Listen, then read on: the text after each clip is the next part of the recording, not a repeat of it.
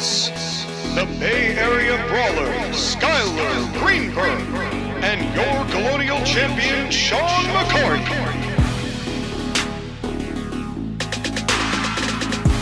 Welcome to the Court Martial Podcast!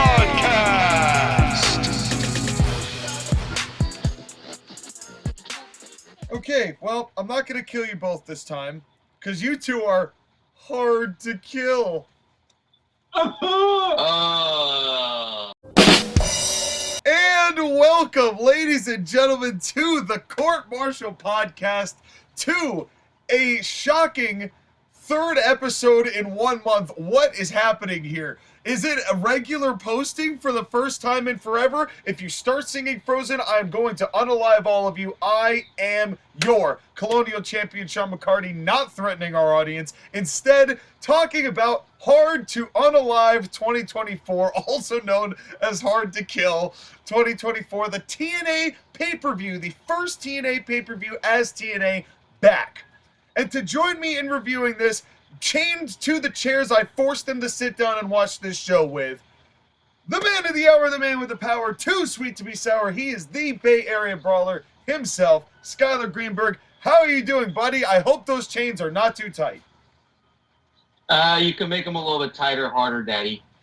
Well, now I'm going to release you from those chains and vomit, and while I'm vomiting, I'm going to let this man actually just sit in it, because he's also chained to a chair, and that is the proprietor of the totally awesome podcast himself, the stealer of ideas, and the proprietor of podcasts perpetrated on other programming, JoshAgeddon. How are you doing? And I'm not even going to ask you about your chains, because you're going to gross me out worse than Skyler did.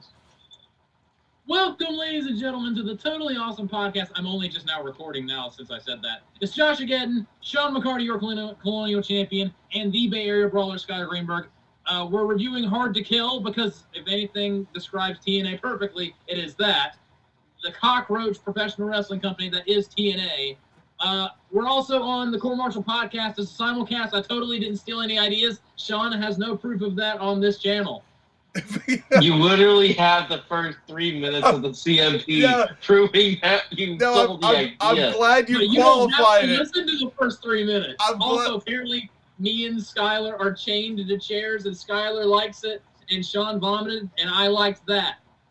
Yeah, and while he's and here's a TNA towel. Go wipe yourself off. And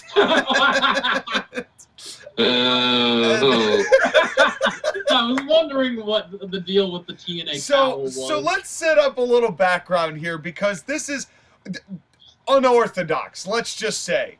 For us to be doing a TNA pay-per-view, we're all healthy, right? None of us we haven't caught the brain worms, we don't have the fungi, we haven't caught the that weird fungus that grows in your brain and hatches out into a bunch of million different spiders. None of that has happened. TNA, I've heard that fungus is hard to kill. Yes. And buckle up, folks. This whole pay-per-view is going to be full of those jokes. And yeah, I can't buckle up. I'm already tied to a chair. That's right. Well, I was talking to the audience at large, the collective you. But in any case, the reason this is happening is that TNA lately has been making a lot of good signings of some good talent. And I kind of forced both of these guys because I was interested to see, because they had done a very good job hyping me up to see their new look redesigned as the TNA logo. They've changed all of their title belts and they look awesome. I will agree. The TNA belts are like the best belts in wrestling as of today. And so we figured, because other than the WWE, there is no realistic wrestling program that exists. Fight me. We wanted to find an alternative. And I said, well, wait, hold on. If I'm fighting you, am I fighting forever? No. Not unless you pay me $90. Man, that game and the online community for that game was easy to kill. Yes. And that game is shockingly similar to the look that the old TNA game had. But the whole point is that I wanted to see, because there's been buzz around TNA, I want to see where they are.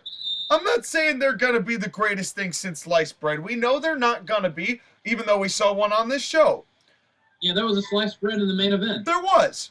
And it wasn't the greatest thing. It happened. It wasn't the greatest thing. But we're going to break it down. We're going to see how Impact's doing, how TNA's doing, and whether they stand a chance to maybe make a play if they sharpen some things up into maybe a bigger TV deal so that more people can actually get some eyeballs on that program so we can have something other than WWE we can flip to occasionally. Yeah. And for me personally, I've never been a big TNA fan. This is also the first time we're talking about TNA on TAW Gaming, even though we have shockingly similar names.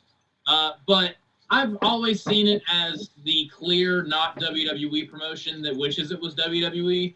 And since they've rebranded from Impact back to TNA, and they're under new management, I'm also willing to give them a chance, which is totally me saying that honestly, not reading off a cue card with Sean holding a gun to the back of my head because he forced us to watch this show. Please help. I actually wrote down the please help part of it too. He's not getting any. Yeah. And but now that we are on the other side and you are all still alive and I can't find the keys to these padlocks, why don't we talk about our overall feelings of the show? Let's talk with the perennial hater first. Skyler, what'd you think? Let's back the hippo up a second, okay? Listen, TNA has always been this weird, like, pseudo big company. It's too small to be considered like a regional company, but it's too big to be considered competition for WWE. I don't hate TNA, okay? I want to be very clear about that right now before you all start adding me. Well, TNA's glory days, you know, Skyler, you said you became a fan in kind of, 2010 of wrestling-ish? So, a lot of... Listen, I was a wrestling fan in 2006, 7, 8, and when I was watching TNA in 2009, I'm like, okay, there's something I can watch on, like, a Thursday night, back when they were on Thursday night on the Spike channel. And I watched TNA for several years until they started to do stupid stuff, and I just could not go with the program anymore. Yeah, because I came to realize that a lot of the best years of TNA happened before I really started actively watching it. And then, you know, I got a good run in 2009, but even then things were starting to get weird. And then came the geezers, and then it just went all of these different directions, and it turned into a glorified indie show at its worst. You know, there were some really terrible times that went through, including Mickie James getting murdered. I remember that. And who shot Tommy Dreamer or Johnny Swinger and whatever that was, and Swoggle and Tessa Blanchard winning the world title. Like there's a lot of TNA horse shit. There's no lie. There's a reason it's been the butt of wrestling jokes for so long. Yeah. But this is the most positive energy and buzz around this product than there's been in easily a decade and a half. And like I mentioned previously, that's because a lot of people that are responsible for why TNA has been seen as a joke, they're not involved with it anymore. So it can actually, you know, take in oxygen. Yeah, and Scott D'Amore is the one who's kind of developed it as, listen, it's my baby, and I'm going to get this thing right, and I'm going to figure this thing out. And I really have a lot of major respect for what Scott D'Amore, whether it works or not, what he's attempted to do. I always respect that of a guy to bring TNA back and make it feel like something that is worth watching. Josh, you're getting your initial thoughts. Oh, sorry, Sky, go ahead. It also helps that TNA has always had a collection of talent, whether you like them or not, that are loyal to the company and put their best effort for the company and try and get this piece of shit company money somehow, some way. And it may just be working. I mean, they made a point to mention it several times on the night that this was the best attended show TNA had in 8 years. Yeah, they did mention that several times. Yeah, about 8 times, I think. And it's the most. And AEW looks at the show and they're like, man, I wish we had this kind of attendance. Well, if they stopped booking the fucking MJM Grand, they would. You know, the problem with AEW is that they don't book shows based on the amount of people coming to see them. Honestly, we were just talking about TNA at its like meme dirt worst. AEW is starting to head in that direction. Yeah, the second that they start filming episodes at the Hardy compound, we're gonna know that AEW is, well, let me rephrase that. The second they start filming episodes at the Hardy compound again at AEW, you know what? You're right. Then we'll know. But TNA, they really are trying to distance themselves from a lot of that goo-ga. Not all of it, but a lot of it. And you could feel that in the tone of the show here tonight. Now, I would agree. I have to ask, and I know the answer. Did either of you watch the pre-show? No? Well, let me break it down for you then. Well, real quick. Let me give my general thoughts. Yes, what is your general thoughts? I don't want your admiral thoughts or your captain thoughts. I want your general thoughts. My colonel thoughts on this show. No, general thoughts. Captain thoughts here at the TAP. I thought this was a good show. Not knock my knackers off crazy, but there were a few things here and there that I didn't really care for. But on the whole, especially the 3 singles matches, I enjoyed watching the show. It was a lot better than I thought it was going to be. Yeah, that was kind of the tone I took out of it. It's like, is this the greatest thing ever? No. But is anything on this slapping me in the face offensive? Only on the pre-show, which I am going to herein break down for both of you. And I didn't watch. And for a rebrand, rebrand, this is a good, solid first step. Yes. I came up with the phrase, they're on their way. Mm-hmm. And so here's the pre-show. We get this new woman announcer who is basically Chinese Samantha Irvin, but without the ball grabbing. And but wait, hold on. She's black. Wait. I'm sorry, wrong person. Yeah, well, who are you talking about, Sky? And, never mind. Has he been poking around in my basement again? That's right. Well, diversity standard. Well, speaking of, here comes Rich Swann versus Steve Macklin. And can I take a moment to say that while I refuse to learn their not WWE names, the commentating team of Tom Phillips and Aiden English was solid, and it was a hell of a lot better than Josh fucking Matthews. That I am so grateful that there was no Josh Matthews on this show. The dude just screamed dork. He was cancerous to that show's commentary team for far too long. He basically became TNA's heel Michael Cole. For 8 years. No wonder they didn't sell tickets. Yikes. Yeah. I won't lie. I'm not crazy about Tom Phillips. He is still kind of a dork, and his voice annoys me. But Aiden English was great.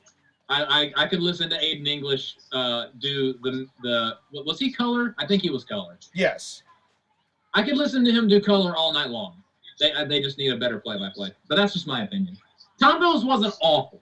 I just don't really care for the guy.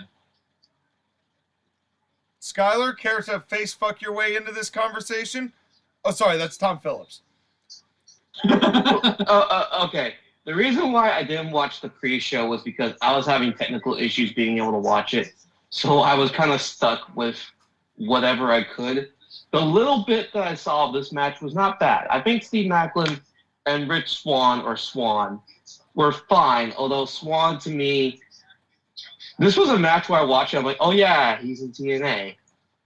Yeah, well, he was a former TNA World Champion. Both of these guys were. And I had that meme of the guy who, like, just turns around and just tilts his head looking all confused, like, with the question marks over him. I didn't quite understand. I forgot about that. But it's Rich Swann versus Steve Macklin, and they start out with a collar and elbow tie-up. That would be a theme on this night. And I knew that would put a smile on your face, Sean. And honestly, this wasn't bad. It went long.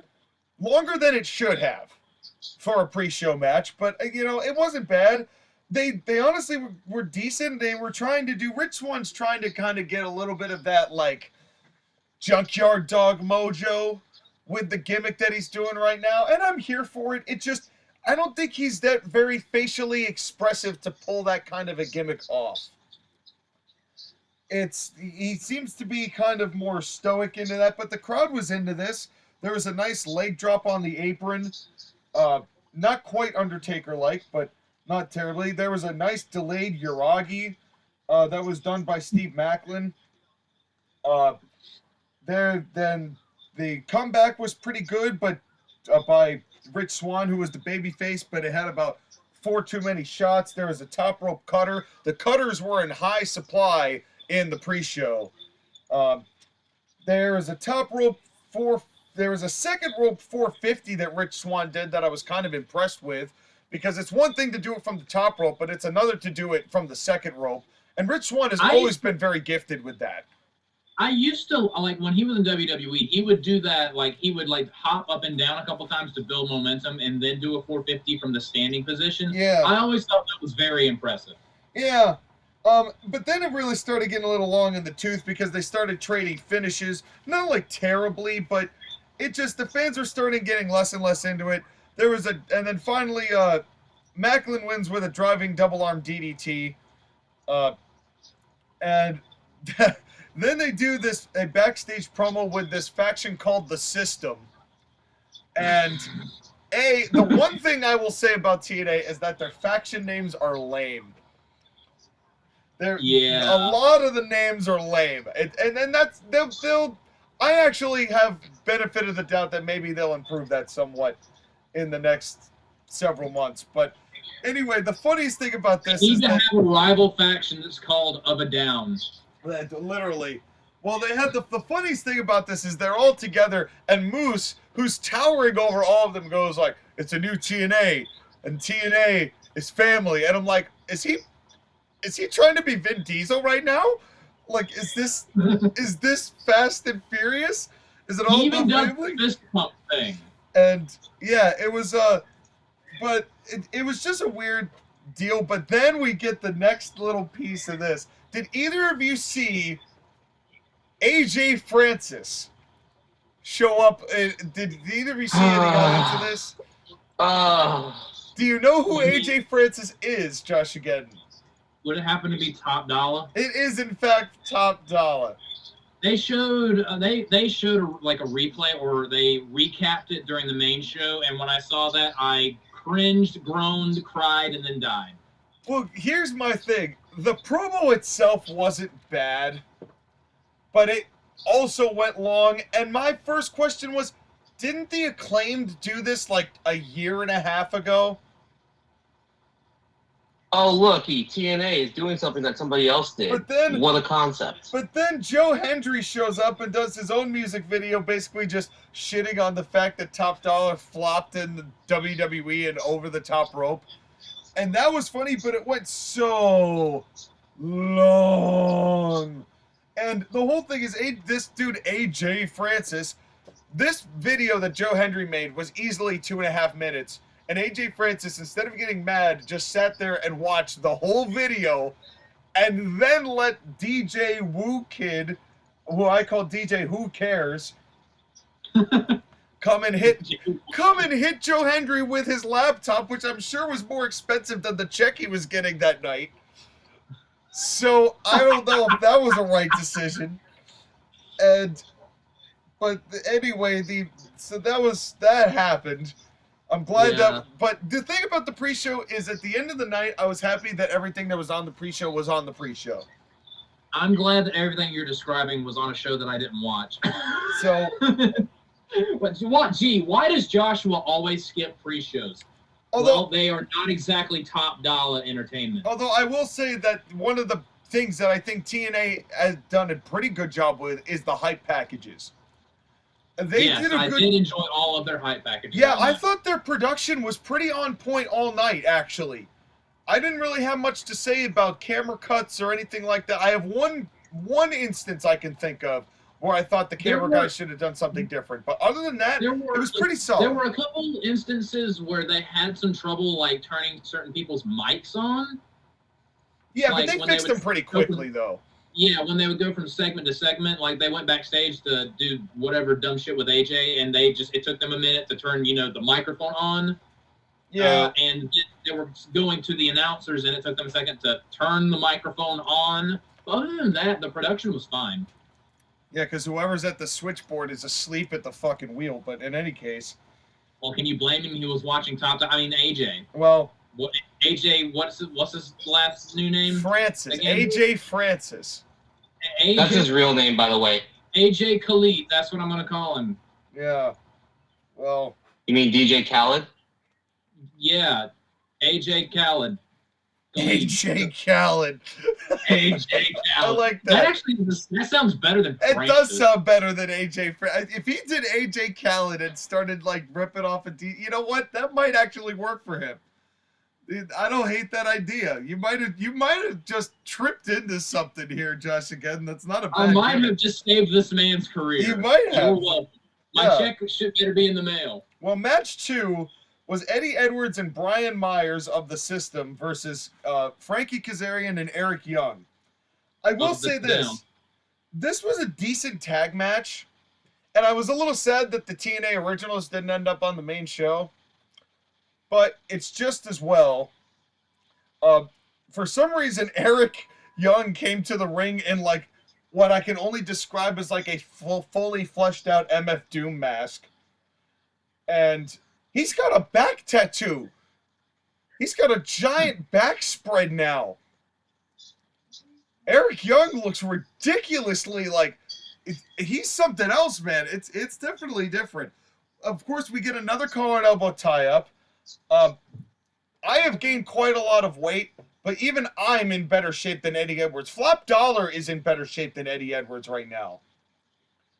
He looks like what Kevin Owens looked like when he showed up to WWE in 2014.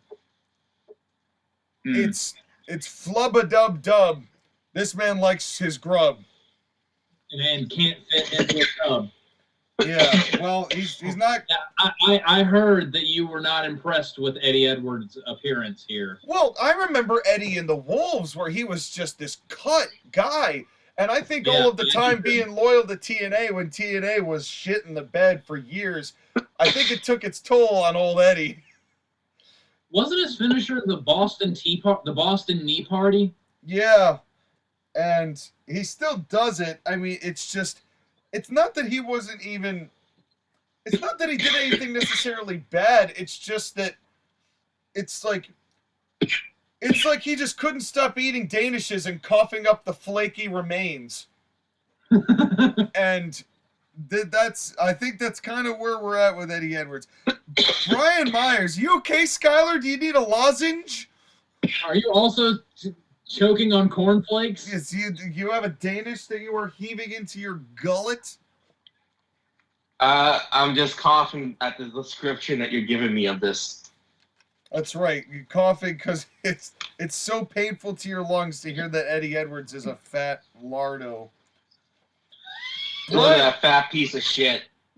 Wow. Brian Myers. I mean, that's true. Eddie Edwards looks awful. He Eddie does. Edwards is so fat that Chris Jericho's just like, damn. Eddie Edwards is so fat he ate Chris Jericho's joke. Eddie Edwards is so fat, Eddie Kingston said, hey, do you need some advice? Eddie Edwards is so fat Eddie Kingston is asking for advice. I need to get fatter. And you seem to be done. You know what? You know why this happened, though? Because Eddie Edwards has been hanging out for the last 7 or 8 years with Tommy Dreamer. Oh, why you gotta do that? I didn't do it. He did. I didn't do this. He did this. Tommy Dreamer is also so fat that he was like, that joke was delicious. I want some. Oh, we'll get to Tommy Dreamer. Don't worry about that. But Yeah. But Eddie Edwards and Brian Myers are both tag experts. This was a very good, well-framed match. They got good heat. All 4 of these guys are veterans. I mean, they all know what they're doing. You know, this had a really good hot tag to Kazarian. They did a springboard leg drop that nearly missed from Kazarian on the comeback. There was a backpack stunner and an elbow that wasn't a finish, but that was from Edwards and Myers. But then Kazarian hits something, and then Eric gets an elbow drop, and it's a 2 count. So they both get a combo with an elbow drop. It degenerated a little bit, but the finish was Brian Myers is about to be hit by Kazarian's thing. He pokes him in the eye, pushes Kazarian back. Eddie Edwards hits his Boston Knee Party, and Brian Myers hits his big clothesline called the Roster Cut, which is a silly name for a finish. And honestly, it's not as bad as Dean Ambrose's wacky line. Yeah, well, but that is another thing I will mention. No offense to Brian Myers, but a clothesline finish for a guy that doesn't have the arms the size of Gunther or Moose doesn't quite work. Or JBL. Or JBL. It doesn't quite work. It's a big clothesline, but it's not it's gonna finish the match clothesline. That's it's not a, oh my god, what the hell, he looked like he's dead. Yeah. It's just a clothesline. It's just a clothesline. And Eddie, well, actually, I tell a lie, I did the finish backwards. Myers hits the clothesline, then Eddie Edwards gets the Boston Knee Party after that. Although, they should call it the Boston Cream Party because he looks like a fucking donut. And and that's basically the whole deal there. With those Just guys. imagining some random wrestler just getting mowed down by a giant donut. Well, but if that's basically what Eddie Edwards is at this point. Well, if Eddie Edwards is the donut, then this man who's next is the whole fucking bakery. John, what was your description of Tommy Dreamer in the group chat? Because it made me laugh. Oh, I'm getting there. I'm getting there. Trust me. I'm going to say it here for the folks. It's Crazy Steve versus Tommy Dreamer in a no disqualification match for the Digital Media Championship, which is their fancy name for Internet title.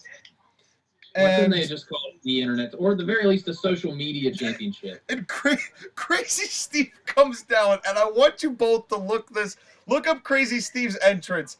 Crazy Steve looked like if Oogie Boogie spent an all day afternoon splurging at American Eagle.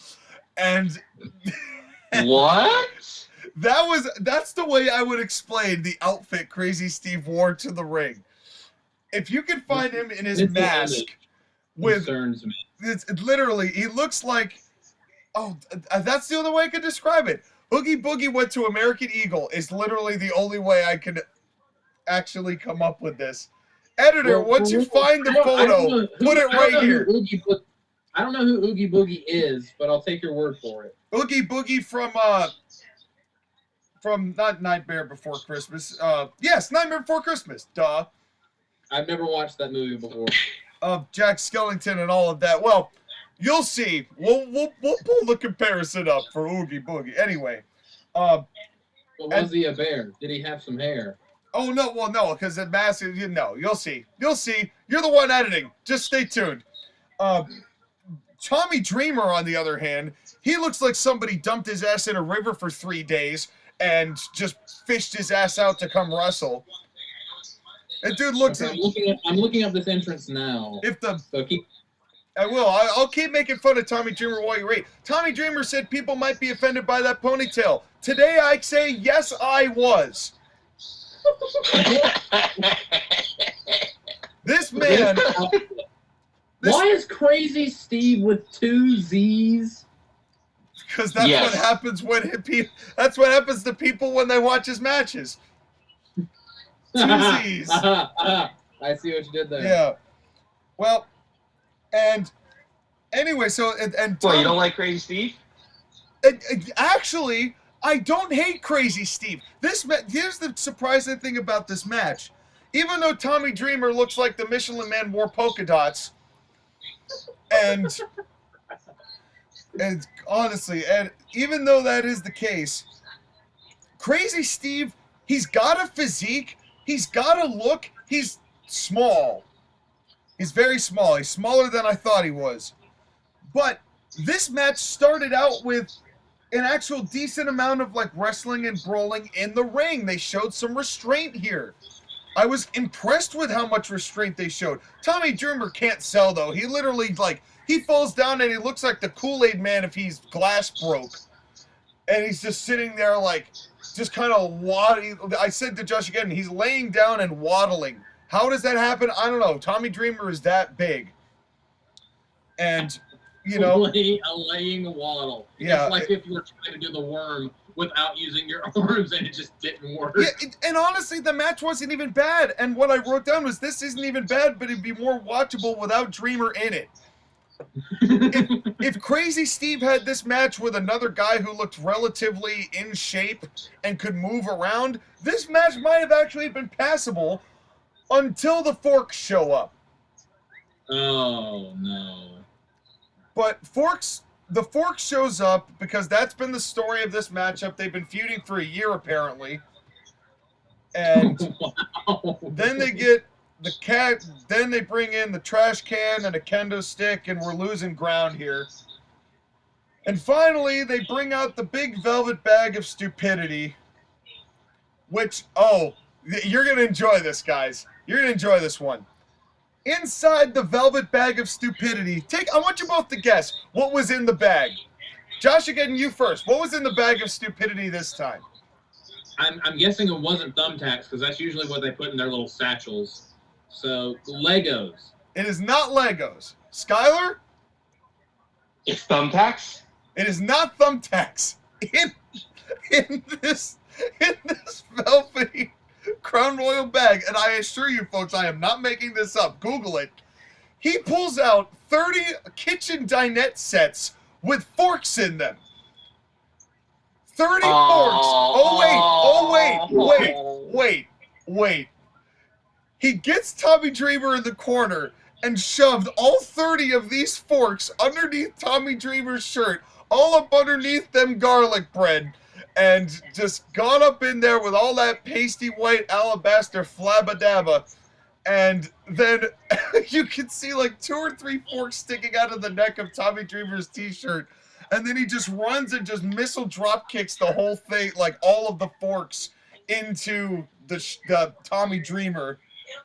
And the fans, aptly so, say, "Fork him up."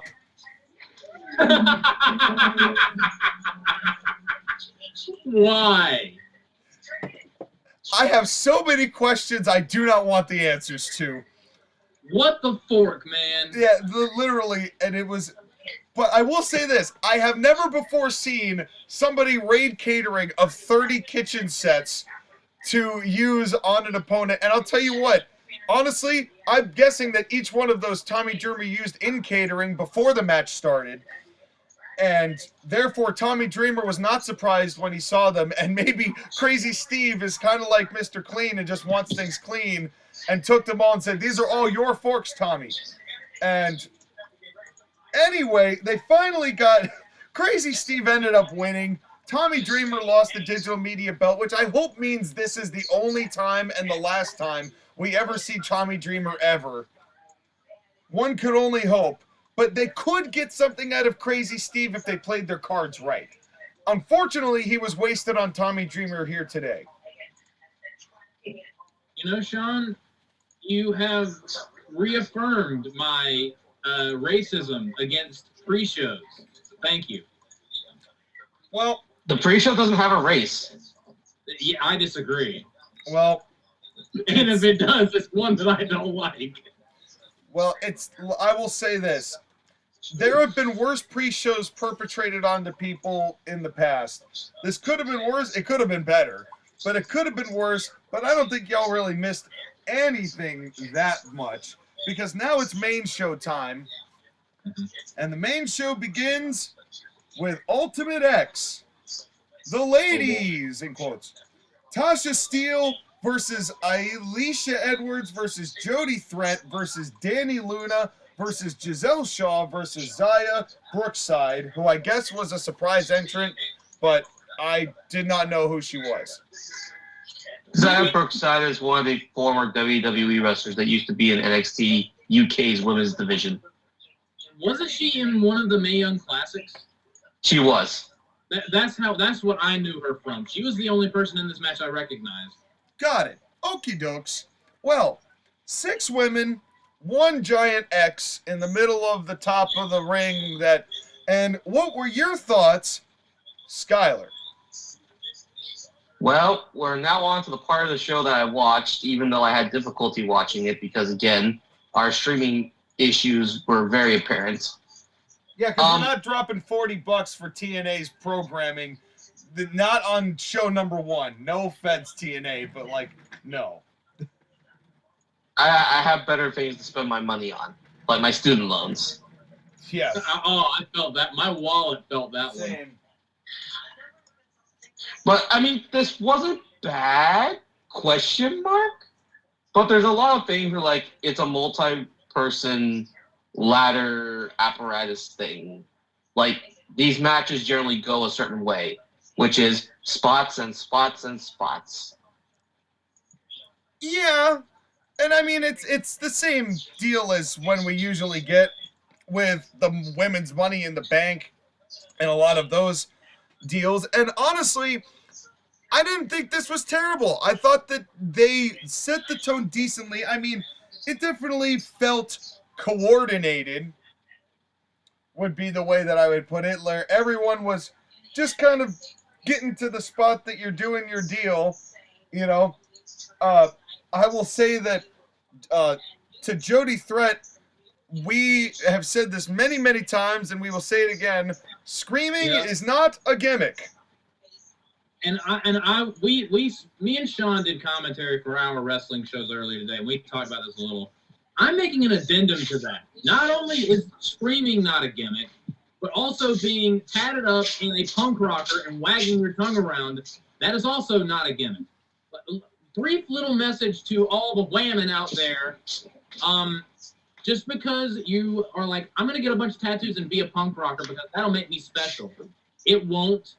There are millions of punk rocking, tongue wagging, tatted up girls out there with flaming hair of some description that's all different shades of the rainbow. You are all the same exact person.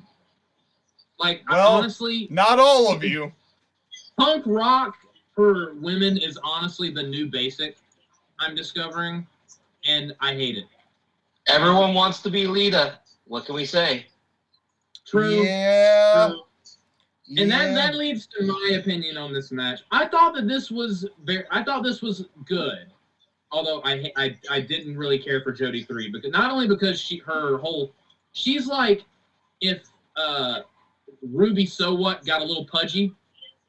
Except she's not anywhere near as bad as Ruby So What. Just similar gimmick. It's just I didn't really care for her goofy facial expressions. Yeah, I mean, it got a little over the top at times. And I mean, I feel I haven't really seen much of her. Apparently, she's been around. This is not the first time she's competed in TNA. Like, I would know that. But I enjoyed this match. And honestly, compared to like we were bringing up the women's Money in the Bank ladder matches in WWE, all of those are terrible. But this actually was not bad. It was a spot fest, like Skyler stated. I mean, if you sprayed a can of spot remover in the middle of the ring, it would immediately just skip to the next match. But I thought it was fine. And honestly, the person I was most impressed with was the winner of the match, Giselle Shaw. Is that Giselle's last name, Shaw? yes. Again, never heard of this person before in my life. But Giselle looked the most believable in the entire match. And then Giselle won. And I kind of wanted Xia Brookside to win purely because she's the only one in the match I ever recognized. But it was your standard fair spot fest. No one looked like clumsy except for Jody Threat, however you say her name. Well, This was fine. Well, I don't know if I necessarily agree with that, because there was, in fact, a spot that I thought was not too great, and that was from Danny Luna, I think her name was. Danny Luna picked up Giselle Shaw on a power bomb, and landed her like square on her ass. Oh yeah, I do remember. And- I vaguely remember. And that. I was like, oh, Giselle's gonna feel that one in the morning. And if you saw Danny's face, she cringed because she knew damn well she did not lay her flat. Okay, addendum to what I said. It's not like women's Money in the Bank ladder matches where every spot is clumsy. Right. Well, yeah, I mean, Most every spot is clumsy. I enjoyed this. it could have been way worse. I think it felt very rehearsed at the beginning. It kind of calmed into itself after a little while. But you know, there was more cutters. That Tower of Doom looked very much like a struggle. You know, Yeah. I wasn't sure how that was going to end at one point, but then there was another feat of strength, which I kind of wish they had saved for later because of what was coming up later. But that's another thing. And then they bring in a kendo stick, and I got a little annoyed because Well, you don't like kendo shits? Well, it Yeah, wasn't it'll be necessary. It was like you've got the gimmick in the X, in the Ultimate X itself. Like I didn't feel like it was worth doing, because it didn't really mean anything at the by the end of it. But then they finally get up to Jody Threat did the double, like it was supposed to be like the FU or the attitude adjustment, but she hit him with a double. It was really impressive feat of strength. The step up spear that Giselle Shaw tried to do to Jody Threat They tried, and it was less a diving spear and more a I'm going to jump up and rip you off the top wire. Yeah, it was a good spot in theory. In execution, and not so much. Yeah. But then they get to three of them getting to the top, and finally Giselle Shaw ends up winning it, which I thought was a ballsy choice. I will see myself out.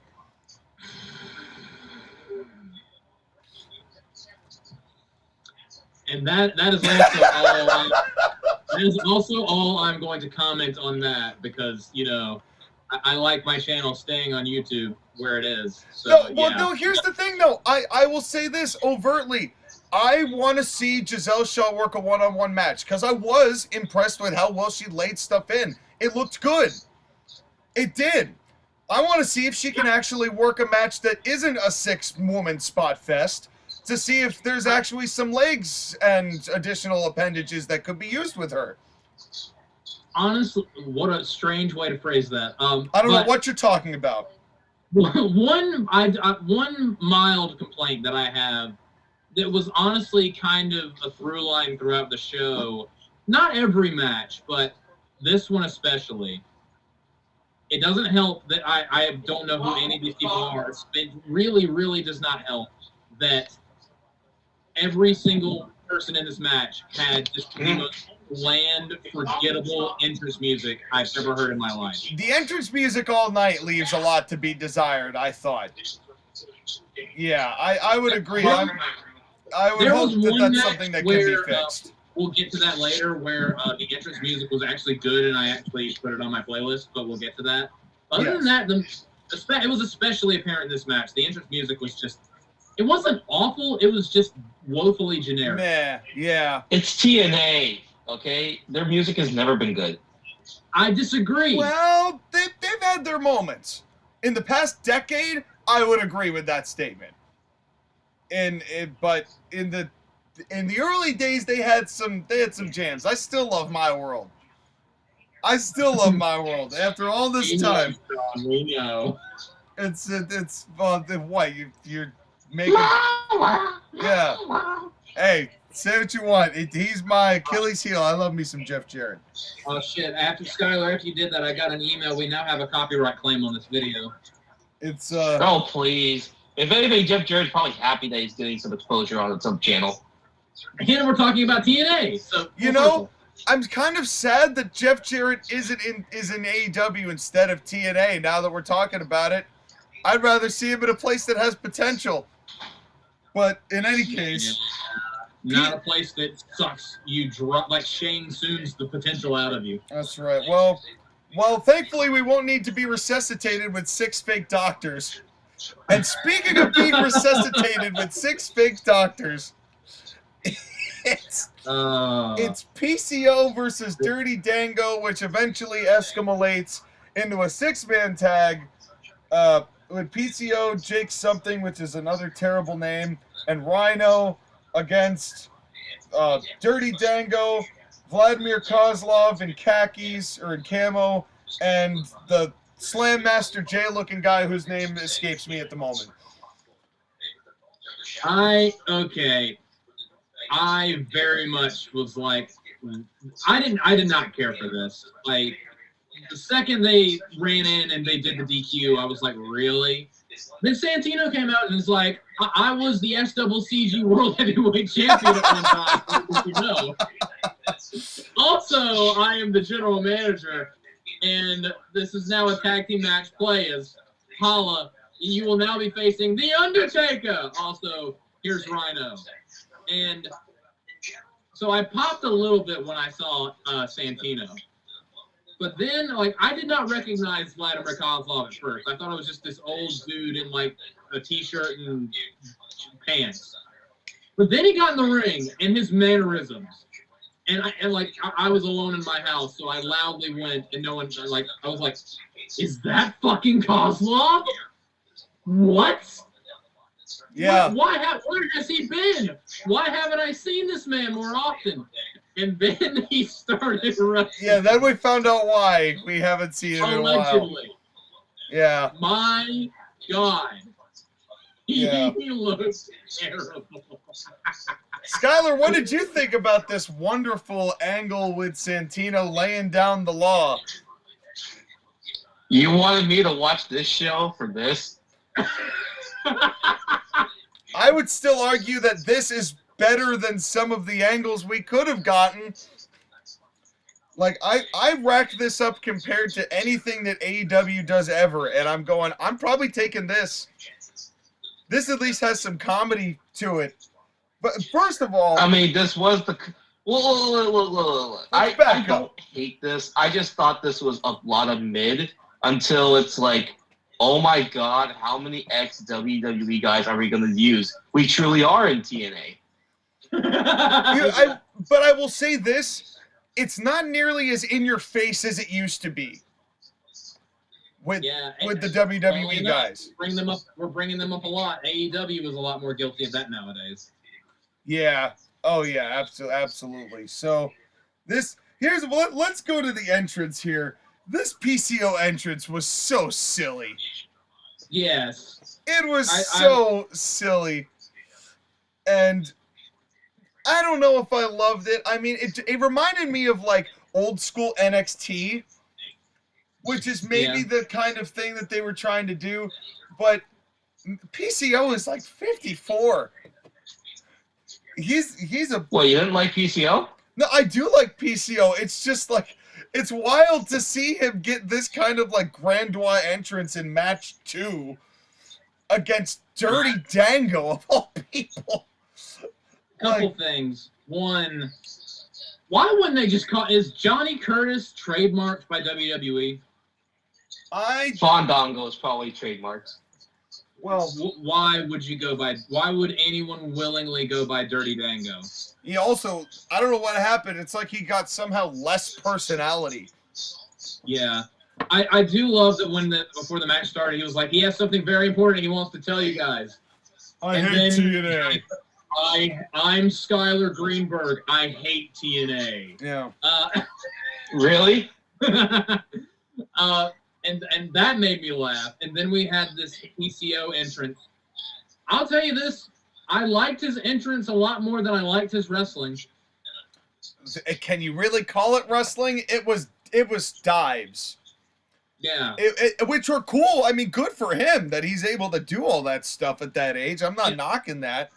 It's just that this wasn't a match. This was an angle. Top of people at a very awkward looking angle and almost kill myself every time. And I'm just like, okay, I guess this is something some people are into. Well, I think there was more of an appeal when it first started like 6 years ago, but it's kind of also running long a little bit. And I'm not a hater, but this was way more of an angle than it was an actual match.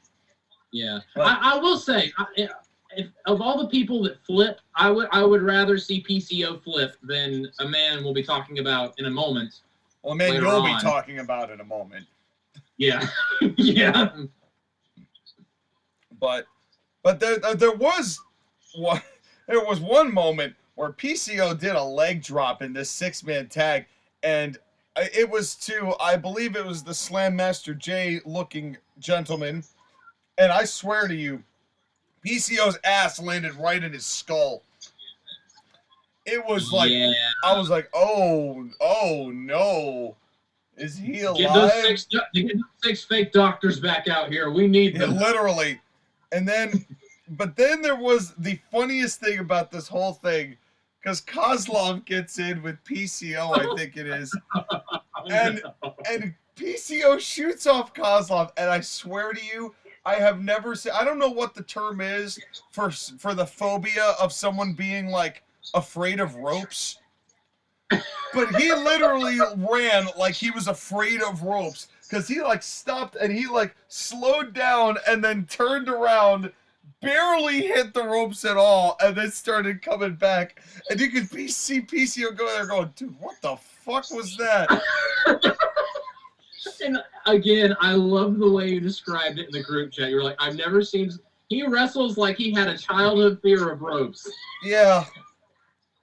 I That's popped exactly so how hard he when I walked. realized- That's how he did it. I'm not gonna lie. I popped so hard when I realized it was Kozlov. And honestly, his terrible wrestling made me go, "Yep, that's Kozlov, all right." Yeah. Was Kozlov a terrible wrestler back in WWE in his prime? Yeah, He's never been good. He wasn't this bad. Yeah. This looks like the last time he wrestled was in WWE. Yeah, the years have not been kind to our friend Vladimir. Yeah, no, That's all right. sad. It is kind of sad. You know what? I don't even care. I was happy to see him. Hey, he's still employed by somebody, Yeah. so you know what? That's Yeah. better than a lot of other people. And it wasn't like he was in there the whole time and did a 15-minute match. He was in and out. Yeah, look, this whole thing was an angle, but it was a passable angle. I'm not gonna shit on this. It's like, Santino was fine. relatively, you know, I don't want to call him the straight man because it's still Santino, but like he kept his shenaniganery to a minimum as a director of authority. I can respect that. He's going, no, we're not going to do this a TNA way.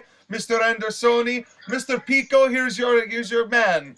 You know, he's doing Santino shtick, but if there's a spot to put Santino on this show, and this amount of, I'm okay with this kind of Santino on this show. I can handle this. I'm still mad they didn't come out with the SWCG World Title belt, but I guess I can get over it. Well, we never got a design for it. So And you never will. that's right. Well, but then we got a bonus match. Do you like bonus matches, children? I liked this one, surprisingly. It's MK Ultra, which is red goth ladies, versus Decay, which is blue goth ladies. This is where Decay came out to a song called Left Behind. That song was dope, and I put it on my playlist. Well, Glad you liked it. it's Skyler. Tell me what your thoughts were on this impromptu matchup. Women. Very Extra thick. That it? Okay. To be serious now. I don't think this was a bad match. It just kind of like illustrates that TNA, again, kind of does stuff with their women's division, which normally most people don't. Well, they have a women's tag team match that didn't end with a woman getting injured. That's new. Or It's progress. rolled up with a schoolgirl pin. Yeah, this. Wait, you don't like schoolgirls? Not every single women's match. Yeah, my lawyer has advised me Okay. not to answer that question. And But here's you're also not Catholic enough to answer that question. Well, here's the funny thing that happened as a result of this, right? Because when they announced women's tag match, the crowd did not give a single shit. And, I groaned. And neither did I. But here's the weird thing that happened. This match wasn't very long, but Havoc standing there for 3 minutes having women just feed into her somehow got the crowd into this matchup. Like, I mean, the crowd was hot for everything. Well, yes and no. Yes and no. Sometimes they were, sometimes they weren't. They didn't care at all when this matchup started. They got into this matchup, and I really credit these 4 women because I didn't really care, and probably still don't, but this is still like, if Havoc is Goth Nia Jax, but people actually get into it and she's not hurting people, then let's do this. I don't think that they have the depth. I have a shocking statement, perhaps. I very much enjoyed this match. Like, this is not high praise. This honestly is more of an indictment or anything else than anything else. This is the best tag team match I've seen in a while. Oh my god! Because it's like the crowd didn't care. They got the crowd into it, and then they went home. They did one comeback, and honestly, when they were doing the comeback, and then Havoc got tagged in, one of the Red Goth ladies hit their finishing move on Havoc, got a 1 count, and she was like, "I'm a big bad monster," sat up, and I said to myself, "Okay, kill both of the Red Gothic ladies and win," and that's what she did. And I was like, "Perfect." Why don't people? This doesn't need to be complicated. Well, This was the most uncomplicated match I've ever seen. This was the most uncomplicated tag match I've ever seen. Well, and I will give you credit there because that's something I also reference is that nothing in this was particularly complicated all night, and nothing. I mean, there were some matches that started to go long, but nothing really overstayed its welcome too badly. Yeah, and this match, I feel like more than anything else on the show, this was the most perfectly timed match. Yeah, get in, get out, and have what you need to have. Because how often, like, especially with Piper Niven, whenever she's involved with tag team matches on WWE programming, like, they don't really treat her like she's a big monster. No, like, they don't. She gets tagged in, she does a couple moves, and then she tags out, and the match just continues. In this one, you tag in the big monster. The big monster is, a big monster and wins because she's a big monster. Great! Do that more often. Yeah, sometimes it really is that simple. I mean, compared to other women's tag team matches, this was not bad at all. It did what it needed to do. I have no complaints for a match that could have easily, in literally any other review that any of us have ever done ever, this match could have been chalked up. Women's tag match could have been chalked up as the worst match on the show, bar none. Yeah, I went from groaning to cheering. Yeah, and that is no small feat. Yeah, and I was impressed with this. So good on them. Good on these ladies. I don't know how much more women's tag matches we're gonna have, and as far as have what kind of a division they have for that, but at the end of the day, this one was it could have been worse. But then, I believe, because we are always afforded a skip, for those of you who are just joining the program, we always afford ourselves one skip on the main show, and I utilized mine on this next match, because I am not watching an X Division triple threat match namely because of El Hijo de Vikingo, but also it's a triple threat X Division match where we're going to get spots, and then spots, and then spots, and then that's it. So, I didn't see this one. Can someone fill me in? I'm racist against pre-shows, and Sean is racist against triple threats. They are racist, and we don't like them. I'm just assuming that Sean does not like Mexicans or Asians. Well, I don't really care. That's just my assumption. He doesn't like this Mexican. I don't really care for Asian Marty McFly as a gimmick either, by the way. And that I don't mind. It's a gimmick where you're a fan of something doesn't really bother me. But my thing on this, I thought this was good. but it would have been better if it was just Chris Sabin versus Kushida.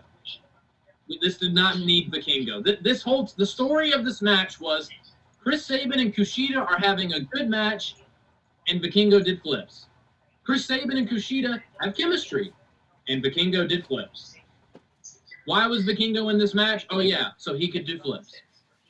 Although I will say, as much as none of us like Vikingo, clearly, he didn't do anything outrageously or stupid offensive in this match. He just did flip. Okay, may I simultaneously give him a compliment and an insult? Yes. Yes. El Hijo de Vikingo looks like he perfectly belongs in the TNA X division. Well, maybe the TNA X division of old. Yes, I would agree. No. The TNA X division. Continue. Go on. Now here's the thing: is that El Hijo de Vikingo, he gets over because he flips, right? Mostly. He gets under. And the TNA flips. And the TNA X division is a lot of flips, right? Also mostly, but I would argue there's a lot more psychological wrestling in X division matches, or there used to be, depending on the participants involved, that Vikingo does not want to do. But I understand your point. There was psychological wrestling in this match, and then Vikingo did flips. Right, but again, let me finish my point, and then I'll move on. El Hijo de Vikingo looks like he perfectly belongs as a high flyer in the TNA X division. You want to know what the problem with that is? What's that? Is that he perfectly belongs in the TNA X division, which means he is in the middle of the card. Not this, oh, he's the greatest wrestler of all time. Oh, he's the white hope of Mexico. Oh, he's AEW's latest international signing.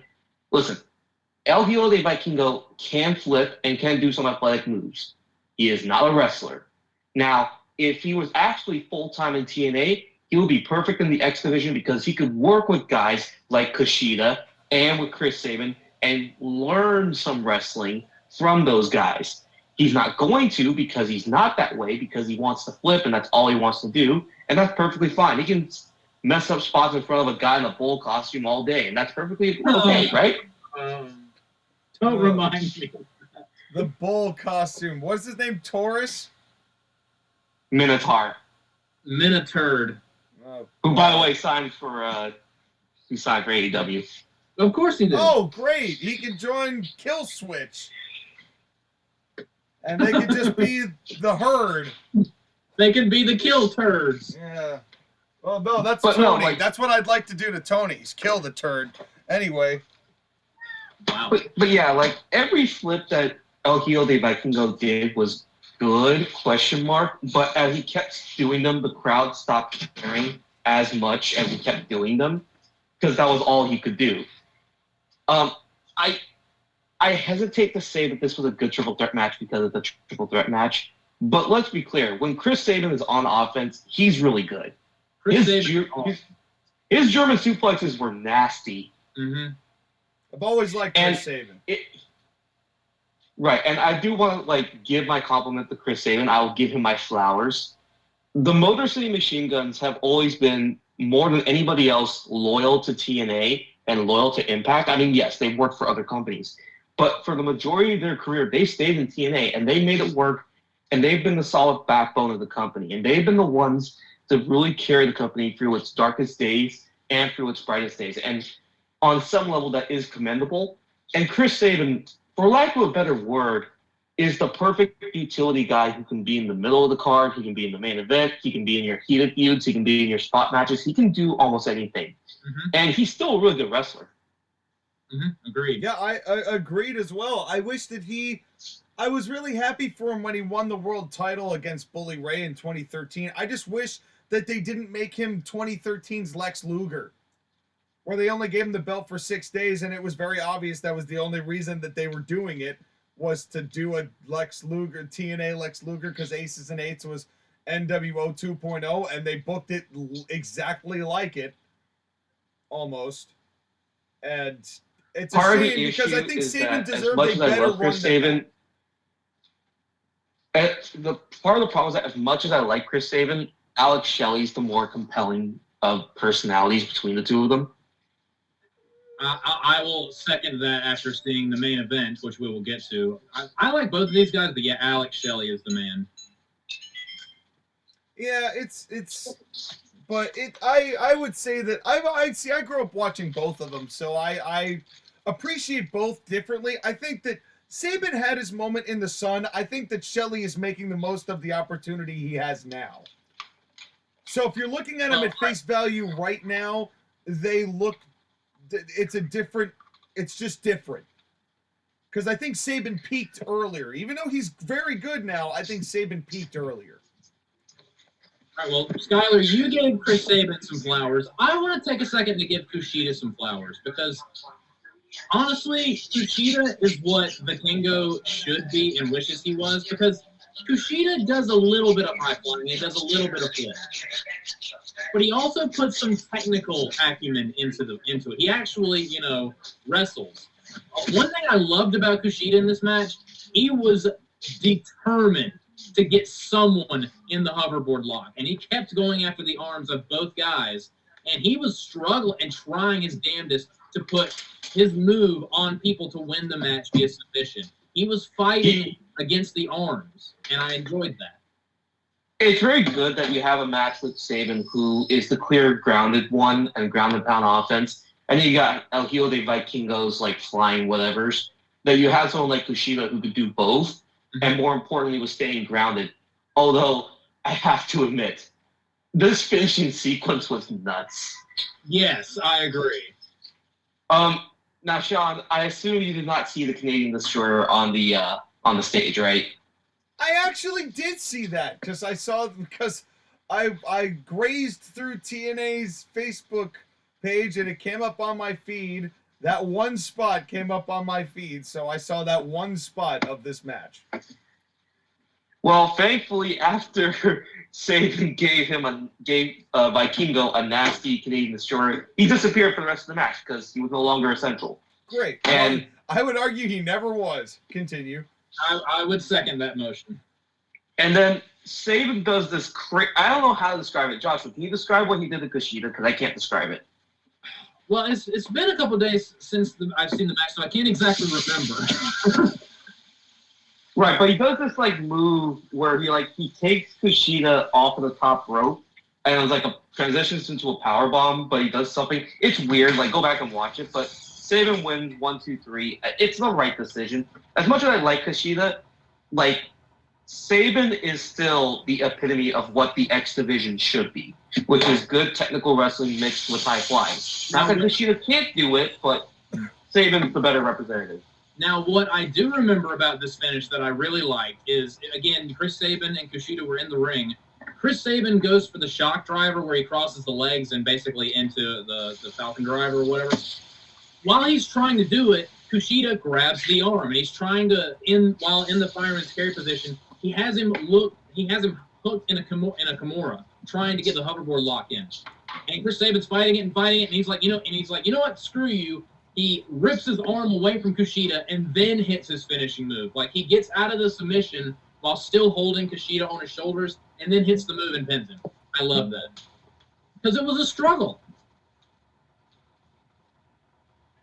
Damn. So, I wish this was a one-on-one match between Sabin and Kushida, and I wish that Vikingo would go back to Mexico. Well, so hold on. I want to get your guys' thing on this. What's the fascination with El Hijo de Vikingo, other than the fact that he's Mexican and can fly?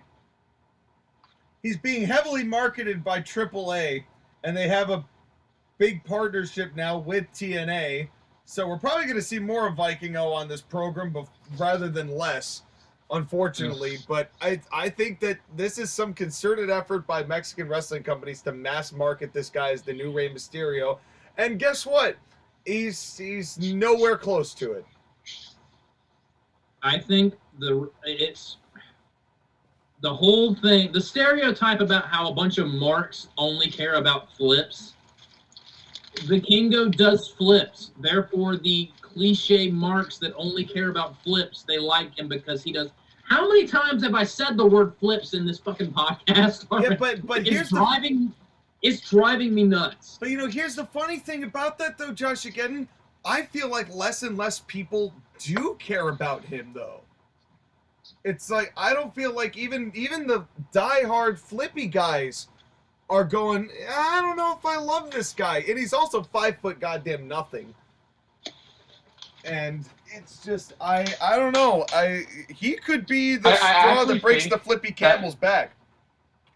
I actually think that clip where he couldn't flip on top of the bowl and he messed up twice and then just did the third spot.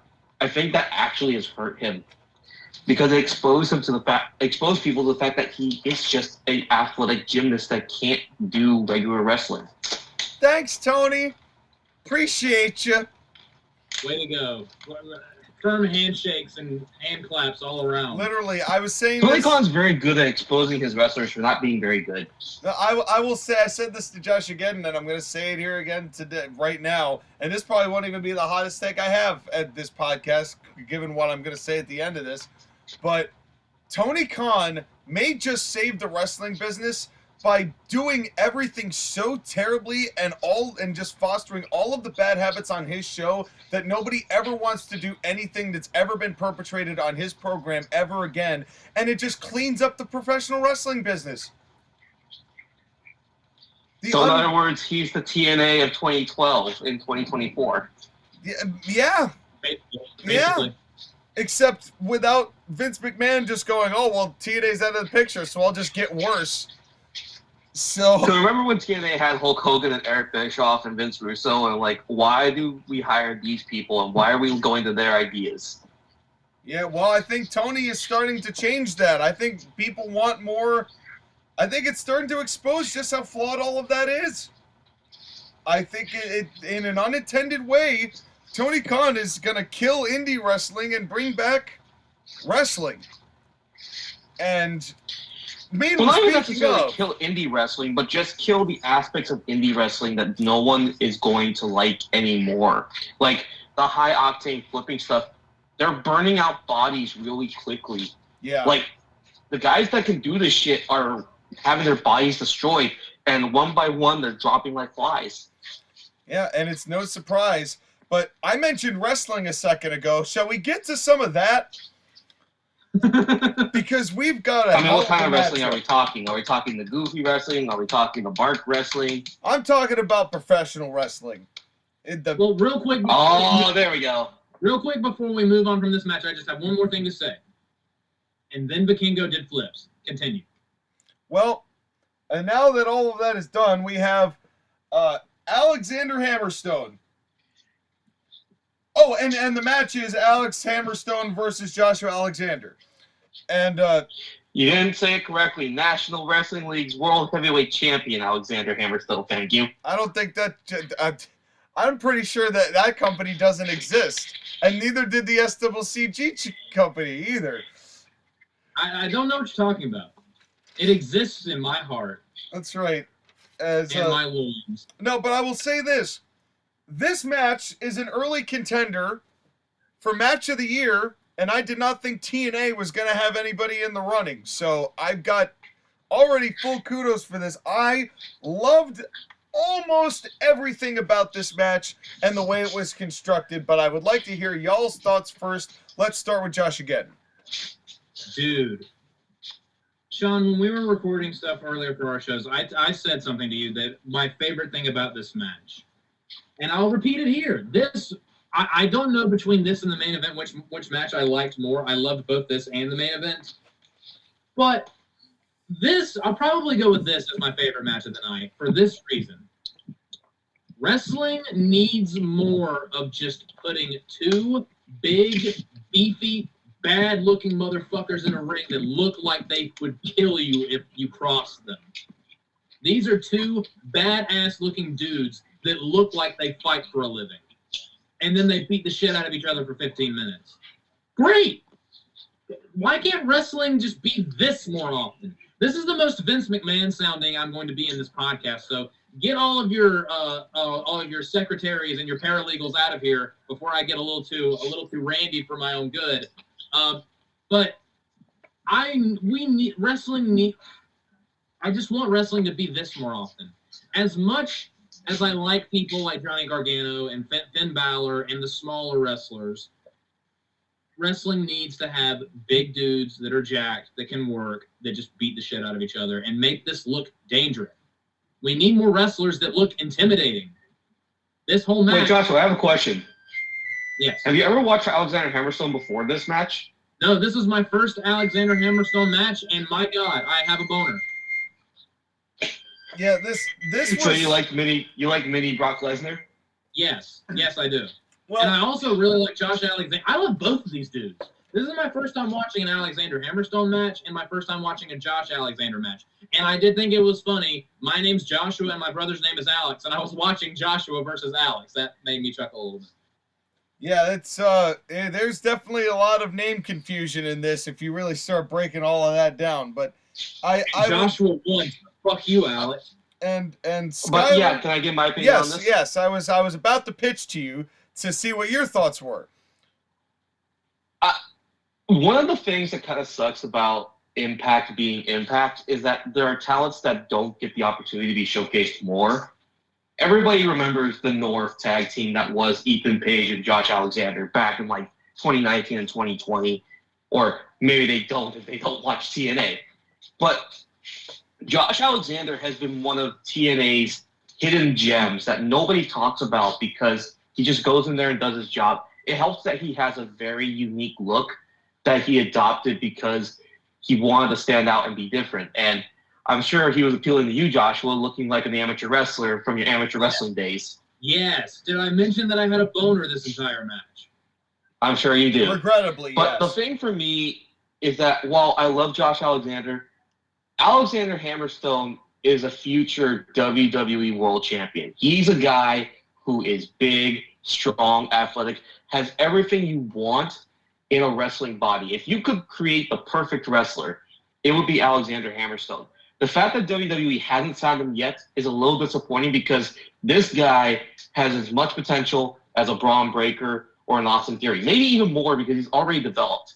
The only thing that I felt was a little weird was I didn't notice this until I was watching the match, but his face is a little too small for his head, but that's okay. Well, listen, You're not wrong. You can adjust that in the creator wrestler settings. I mean, that's just it's first draft. First draft. But in any case, the whole thing, Joshua Alexander, I've seen bits and pieces of his work and I've always enjoyed it. This is the first full-length one-on-one match I've ever seen him have, and a perfect guy to have it with Alexander Hammerstone on Hammerstone's first night. Now, I can't remember if Hammerstone signed like an actual long-term deal with TNA. I believe, at least for some time, he's going to be there. But Fact checker on the duty. Hang on 1 second. okay, so while Skyler's figuring out how long Hammerstone's contract is, I don't think that's going to work this time. But they made this very They started with a collar and elbow tie-up. They sold it. I love the Hammerstone hits one punch to Alexander, and he goes down just with that one punch, sells it, and then more grappling. They got me invested. Can I just say I'm glad the crowd didn't go, "Let's go, Alexander. We want Alexander." No, because there was clearly more than one brain cell shared between these fans in attendance. Yeah. And there was at least 5.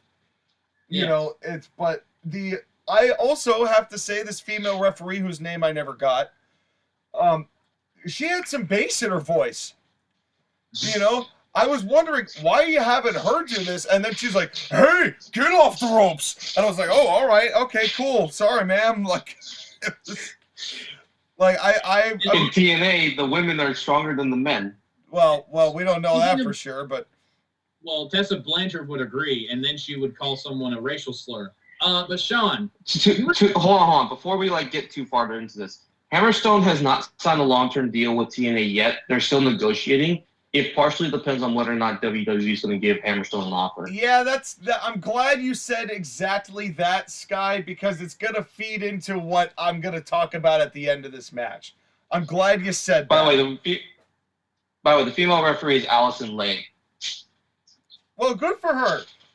Good for her. Glad She's a big, beefy woman. And speaking of the refs, like the referees, like one thing that especially Sean complains about in a lot of looking at you, AEW, the referees are always made to look like clueless imbeciles. Not so on this show. Yeah, that was something. Well, we're going to talk about this all night. There was an abject respect for referees all night long.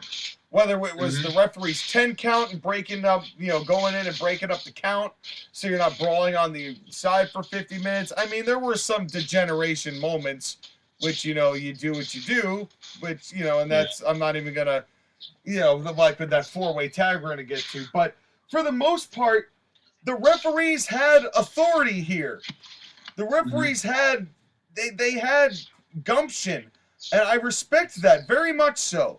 And that all of this, and there was more of a respect for moves in TNA than there are in certain other companies. And there was respect for finishers on there was this respect show. for finishers. And this was blew my mind. And I have to make a point here also. I have to put over commentary because they were talking about the fact that Joshua Alexander, he was a world's champion, but he lost the belt because he had a triceps tear, so he had to forfeit the championship. He was the longest reigning champion in history. He's lost 2 consecutive matches, which he hasn't done since 2021, and they're bringing up all these stats, and I'm sitting there going, this is how you sports-based present. Exactly. This is how you do it. Not bringing up records that no one cares about. Yeah, not drawing down on your cute little notepad up in the office how many wins Hook has, nobody knows who the fuck is, especially Jinder Mahal. And who the fuck is Hook? And and that's the thing, is you can sports-based present just by having the commentators with quality selling points like this. Yeah, just putting 2 numbers on the screen, win and loss, that doesn't do anything. You have to add context to it. Yeah. And those wins and losses have to matter. And the thing with Josh Alexander's wins and losses is that he has legitimately been on a losing streak. He has lost to Alex Shelley and the World Heavyweight Champion. He hasn't been able to become champion since his return from injury. And there was doubt whether or not he could get the job done against Hammerstone. I mean, it doesn't help that Hammerstone outpowers him and outweighs him. And those shots that Hammerstone was giving Alexander, I bet they hurt. Oh, yeah. They looked it. They looked at each other so hard. And also, Hammerstone's selling of the leg was great. All match. Right, because how do you beat the bigger wrestler? Take out the vertical base. Go for the legs. Yeah, and I thought that apron World's Strongest Slam looked awesome, which was the first apron spot on the night, by the way. It wouldn't be the last, but it was the first. Yeah. But even still, like, there was one thing that I thought Hammerstone could polish up when he got knocked down and he did the sit-up, and he did it split-legged. And the only thing that got me with that is, like, his legs kind of, like, fish-flopped when he did that sit-up. So it didn't look as impressive as opposed to, like, using all of your core strength and tightening in your arms so it looks like you're just lifting up almost coffin-like. But it's fine. I am picking nits. I am picking so much nits that I have no more nits to pick. But the good thing is when Hammerstone's doing this Hulk up, did you notice that Hammerstone never completely no-sold any of the shots that he got? Yes, I did. Especially his legs. Like, he did not fully say, oh, I've forgotten my injuries. I'm on the adrenaline of power, and I feel nothing. Well, even when he's doing his like, Hulk up deal where, Josh Alexander's hitting him with punches, Alexander hits him with a forearm and it knocks Hammerstone down to a knee, even though he's like at the point where Hogan would just finger point and do his thing. You know what I'm saying? Like, he still valued the shots, and it actually took him a step down, but he still got, I forget what he got into it at the end of it, but it was really good. This match was kicking ass. Yes, it was. The leg selling of the ankle lock was great. My favorite part of this was the Nightmare Pendulum that Alexander Hammerstone could not get to the cover for. Dude. Because he was too hurt. That was... So good. Not even that. Because like in wrestling, like, oh, that you can't go for the cover. They either like they're next to the ropes or they just immediately roll out of the ring as soon as they hit the move. No, he couldn't immediately go for the cover because of his leg. But when he finally gained the will to go for the cover, Josh rolled to his front off his back. Yep. I damn near ejaculated. Genius. Right, because that's what you do in real amateur wrestling. You stay off your back. And then he didn't just immediately roll outside the ring. He got on his front to avoid getting pinned because, that's what you do in wrestling. And then he rolled out. You would have to surgically remove my smile and my erection. Yeah, it was... Because he's doing the exact thing that you would have been taught as an amateur wrestler. Yes, that is exactly what you were taught when you were in amateur wrestling, and it was glorious. Yeah, it definitely was. I mean, the whole thing was, and then, we get that, it's not a Death Valley driver, but it was like an FU on the apron from Hammerstone. Then this started getting, a little bit, I was just about to say this is starting to go long, and then they finished the matchup. Yeah. Well, they do have Josh Alexander kick out of the TKO, which is Hammerstone's finisher. Yes. And they did that, which was, it was very close. And then, Josh Alexander is like kind of crawling on him. And what surprised me is that they finally did this, Josh Alexander hits his finish, which I can't remember what he calls it. But it's that fisherman planter, basically. And the 1, 2, 3, and Josh Alexander wins. And I first want to ask you what you both thought of this finish, and then I'm going to give you my overall ending thought about why I did not like the winner. I really liked the finish because it was like just countering moves. Then Josh finally hits him with a move that sets up for his finisher, and then he hits his finisher.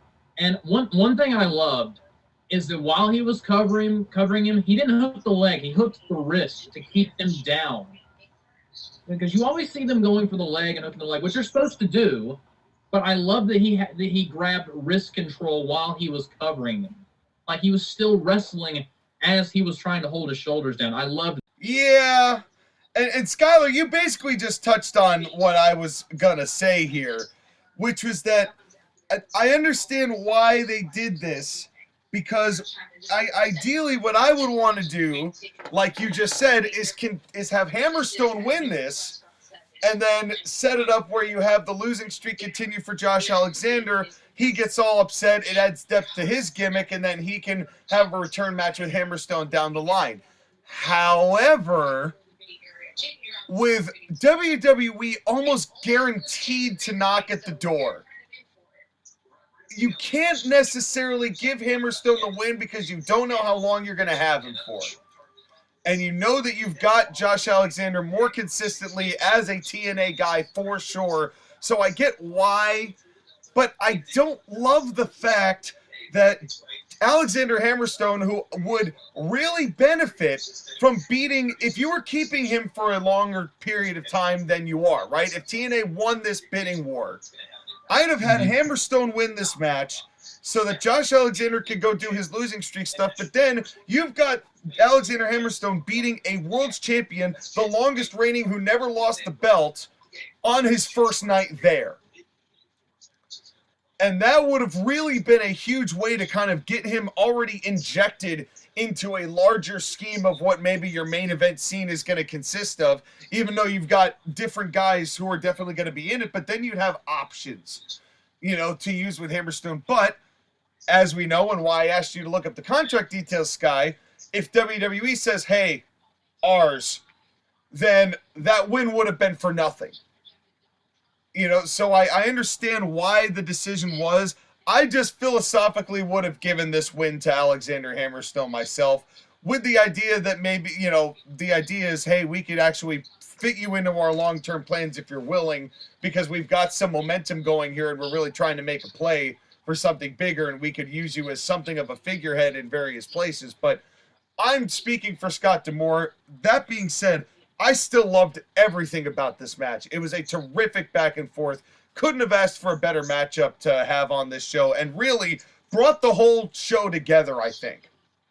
I agree. Now, let me ask you a question in that vein, Sean. Yeah. Now, let me ask, I'm going to ask this from two perspectives. So if you're a Hammerstone, you would take the WWE money in a heartbeat, right? Probably, because they're gonna. There's no way that Triple H and Shawn Michaels are looking at Hammerstone going, man, we could really use a guy like you, and you'd fit so well in with what WWE is and works with, and especially if MJF finally comes to his senses at some point and realizes that he can make some real money at a real company. They could do some sort of thing together. Have them be in the same deal. Who knows? But they know that Alexander Hammerstone's value. And I think this matchup just further will demonstrate that to them. You think somebody in WWE isn't going to take this tape and go to Triple H or Shawn Michaels and go, look at these guys? They may take both of them, for Christ's sakes.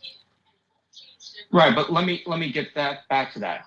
If you were selfish and you could play God, would you have Hammerstone stay in TNA and build up and be one of their stars, or would you rather have him go to WWE?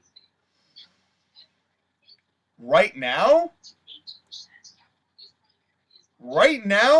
I'd have him build on what TNA's on.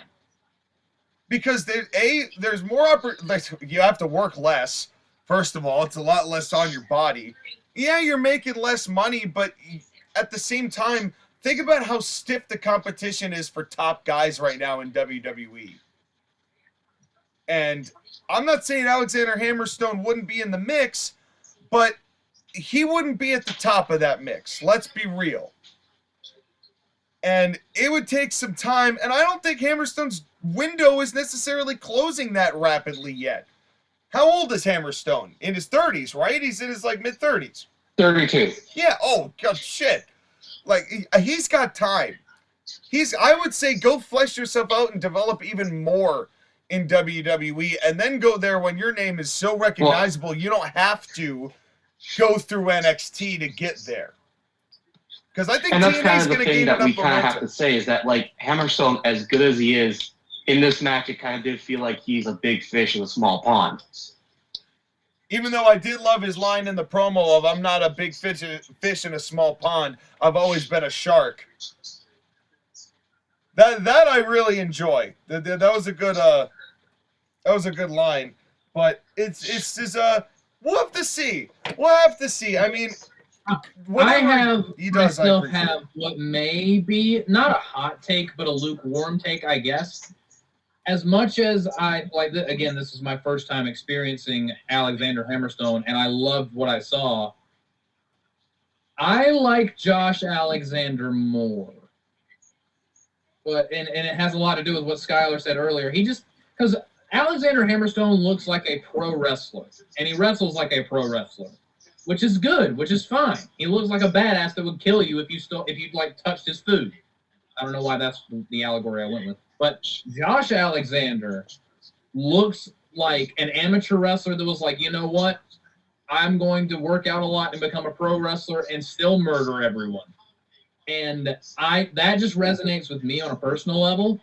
If I were to start watching TNA regularly, it would 100% be for two people, Josh Alexander and Alex Shelley.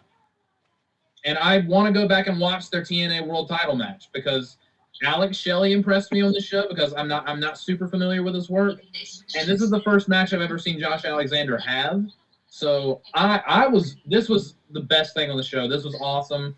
I like both guys, but I like Josh Alexander just a tad more. Yeah, well, I have a feeling that you would love Josh Alexander because more than anybody else, he has the defined gimmick of, no, I'm an amateur guy. I'm going to beat you with amateur tactics because this is what I know. And the headgear, which is synonymous with him. Helps. As much as it can make him look goofy, Helps. It still makes him look like a badass. Yeah, he stands out in a group of guys who do not, who've shied away from professional wrestling, from actual amateur wrestling in that respect, If Rick Steiner hadn't gotten in so much trouble because of TNA, he and Josh Alexander would have a lot to talk about. And if Michael Cole didn't ruin it. Yeah, well. How would Michael Cole ruin it? WrestleMania 27. That's fair. Yeah. He wore that, and he wore a big orange singlet, and it reminded me of when I was on my high school's wrestling team, and I had to wear an orange singlet, and I looked like a dork. Yeah, well, he was a dork, all right, but now he's the king of Weenieshire, so God bless him. Yes. And now, well, speaking of Weenieshire, I refuse to watch this next match, so fuck you. You guys talk about it. High five, Skyler. Wow, did you really both skip this matchup? That's funny. That's really funny. Dude, let me explain. I detest, and it's AEW's fault. It is Tony Khan's fault. I hate matches like this. I hate triple threat tag team matches now. I hate fatal four-way tag team matches now. I'm getting sick of 6-man tags. I hate 8-man tag team matches. I hate 10-man tag team matches. Tony Khan, for some reason, this is his favorite match stipulation of all time, and there has to be 12 of them on every Dynamite, every Rampage, every Collision, every pay-per-view, every dark elevation, every ROH. I'm done. I'm tired of it. And it doesn't help that I actually watched a little bit of the New Japan New Year Dash show about a week ago. And that show it started off with a singles match that I thought was actually pretty decent for an opener. And then they were like, now we're going to have a 4-way tag team match. Now we're going to have an 8-man tag team match. Now we're going to have a 10-man tag team match. Now we're going to have a 3-way tag team match. What is wrong with just regular tag team matches? To be fair, New Japan has been doing the multi-tag team matches for a while to get everybody on the card. Two people on opposite sides of the ring. One is legal, one is not. They wrestle, they tag on the hands. There's no outside parties. There's no third team. There's no fourth team. There's no 45th team. There's no 80 different types of this match on a show. God, I want Tony Khan to die. So yes, I skipped this match. And also Vikingo did flips. Well, let me fill you both in. I will say this. The first half of this match, passable. Passable. You would honestly, both of you would be genuinely surprised at how much you'd enjoy the first half of this match. I will solemnly take your word for it. When it degenerates, then fucking forget it. Then we're not even in the same There we realm. are. And so the first thing I said was, this will be a mess. Let's see who stands out. It's the tag titles. It's the Bullet Club, also known as the Zombie faction, versus the Rascals, versus the Grizzled Young Vets, who I am actually interested in seeing some real tag matches of, and Laredo Kid and Liu Kang in the Dryer, Mike Bailey. This is another reason why I skipped this This match. fucking Goombie. I fucking hate Speedball Mike Bailey. This dude looks like such a cornball. He is such a doofus. And his karate gimmick is Lame. so lame. It's so lame. All I can see is just the letters PWG just like leaking out of the screen when I look at him. Yeah. I don't like it. It's it's pretty gross. It's pretty gross. I hate Mike Bailey so much. He's so lame. Well, the thing I will point out is that the Grizzled Young Vets, I like their look. The Bullet Club, I had to admit, the Bullet Club does not get a reaction anymore at all. Well, they're only 1,000 years old. So. Yeah, well, it's about goddamn time. But we start out this show and this matchup with a collar and elbow tie-up. Again, even in this, there's a collar and elbow tie-up. So then... I have another complaint, by the way. What's that? You were mentioning earlier, like, the factions and some of the teams, like, have really lame names. Yes. Who names a team ABC?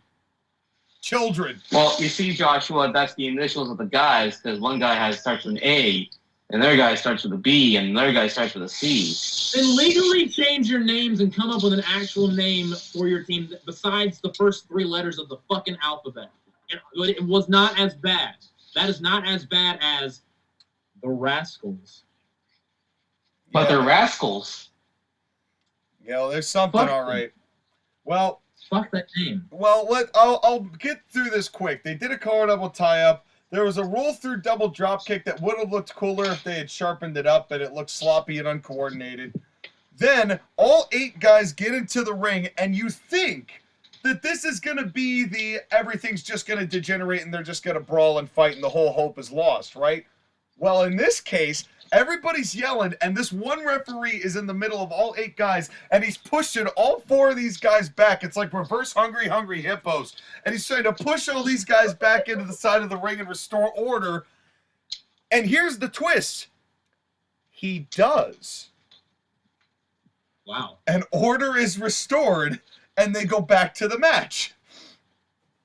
But it's weird hearing about respect for referees. I've been deprived really of it is. for so long. I was very thrown by that, and I'm like, this is actually not bad. And, and the GW or GYV, the Grizzled Young Vets, always tagged each other on the hands, although I realized that this matchup is basically built on the idea that you're backslap tagging other teams, which is an illegal way to tag somebody based on the old rules. So, like, it kind of makes the whole concept of having this type of match flawed at its core. But let's not get into the details. Then Ace Austin goes to do some sort of deal off the top while his partner's got a torture rack on Laredo Kid. But Ace Austin botches it, goes for it again, and the Laredo Kid is sitting there in the torture rack for easily. He's standing there just waiting for something to happen behind him for easily 30 to 40 seconds. Oh, and then the crowd got into it. They enjoyed this chaos, but then it became very spot festy, and there was a 450. Somebody did a 450 where they landed on their knees into somebody's back, and not in a million years would I take that move. And I just kind of stopped caring. I'm pretty sure that the alphabet won. Yeah. But the first half of this was good. The other half of it, yeah. So, it's what it was. But we got bigger things at hand here. But before we do, I'm going to change tracks. Kind of like Giselle. And we're back from being canceled. And, Sorry. And now, well, you tell me, editor, are we safe? Okay, well, we're moving on to the women's title match. And it is Jordan Grace challenging Trinity, also known as Naomi, soon to be, for the women's championship, the Knockouts World's Championship, which looks awesome. All the belts look awesome. And well, all the belts got redesigned before the event, and TNA did a thing where each and every day they had Scott D'Amore give the champion the new belt, and they all look really good. They do. Especially the TNA Knockouts Women's Championship and the world title. Yeah, this is why I keep thinking that they're trying to make a power move here and get a TV deal where people can actually watch this show somewhat. And I kind of get the feeling that is going to be the case. But I will say this, from a couple years ago, when Jordan Grace first showed up in TNA to now, you want to talk about transformations. Jordan Grace looks amazing. She has shaped up tremendously. She is fucking jacked. Yeah, dude. And she used to be a big old pile of lard, Vader style. And she has really gotten in shape, and I want to just commend her for that. She put the work in to look absolutely tremendous. And Dana Brooke was here with arguably the worst name of anything we've gotten up to this point. Well, her name is grammatically incorrect. Ash by Elegance, or what I'm going to call her, Ashby. Ass by flatulence. Well, ass by flatulence. Let me ask you guys something. What is this gimmick? Lame. It's a high society woman gimmick, a.k.a. what Tony Storm and Carmella did. Do you think Cool. there's any shot in hell of this working? No, it's Dana Brooke. It's not going to work. Although it's weird seeing her with not gray hair? Question mark? She's basically copying Toni Storm's gimmick. I'm willing to give this a chance. Maybe she'll surprise us. But I wasn't really thrilled with her just sitting and nodding, which is basically all she did. Well, that's actually a good transition spot. Saying we'll give her a chance. Someone that I notoriously don't like. I have a confession to make. I was never the biggest fan of our good friend Naomi. Shocked Pikachu face. So I always hated watching her wrestle. I thought she was pretty bad in WWE. She was an example of my thing of not everyone that appears on camera should be a wrestler. On Cameron. Fuck. Not everyone that appears on camera or on Cameron should be a wrestler. I was like, there's a reason she was a Funkadactyl, and that's where it should have stopped. In this match, she was pretty good in this match. And I was like, you know what? I'm going to go into this open-minded, and maybe she'll impress me. And she did. She wasn't amazing. She was honestly probably carried through this match by Jordynne Grace, who was the real star of the match. But Well, let's not go through the thing. Trinity was very good at getting her ass kicked for 14 minutes and 30 seconds by the best wrestler on the entire card and someone that WWE should look at because this is what Zoe Stark should have been. Yes. Yeah. That is Zoe Stark wishes. But I will give Trinity her flowers. She has improved by a lot since the last time I've seen her in WWE. And when she does eventually come back to WWE, I won't bitch, whine, and moan. But she more than held her own in this match, and I was impressed. And I did not think that I was going to admit that.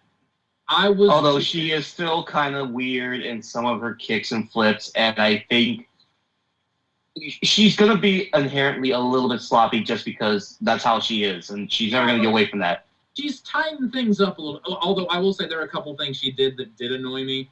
She had the word glow written on her attire, and I just still think "Feel the Glow" is one of the worst things that has ever been created by the human race. "Feel the Glow" is the worst catchphrase ever. Thus saith me.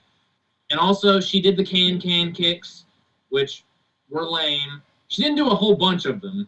She did a couple and then stopped, and I was like, oh, that was painful. It was like when a doctor gave me a prostate exam. It only lasted a couple seconds, but it was a couple seconds longer than I wish it was. But other than that, she didn't really do anything that bothered me in the match. And she, again, more than held her own. She needs to. I wish glow didn't exist in the English language anymore. But I honestly, if those are the least of those are the least of the issues. But again, let's move on because Trinity is not the smoke. She's not the fire. She's not the heat. She's not the woman that I wish would bend my neck over and break me. Listen.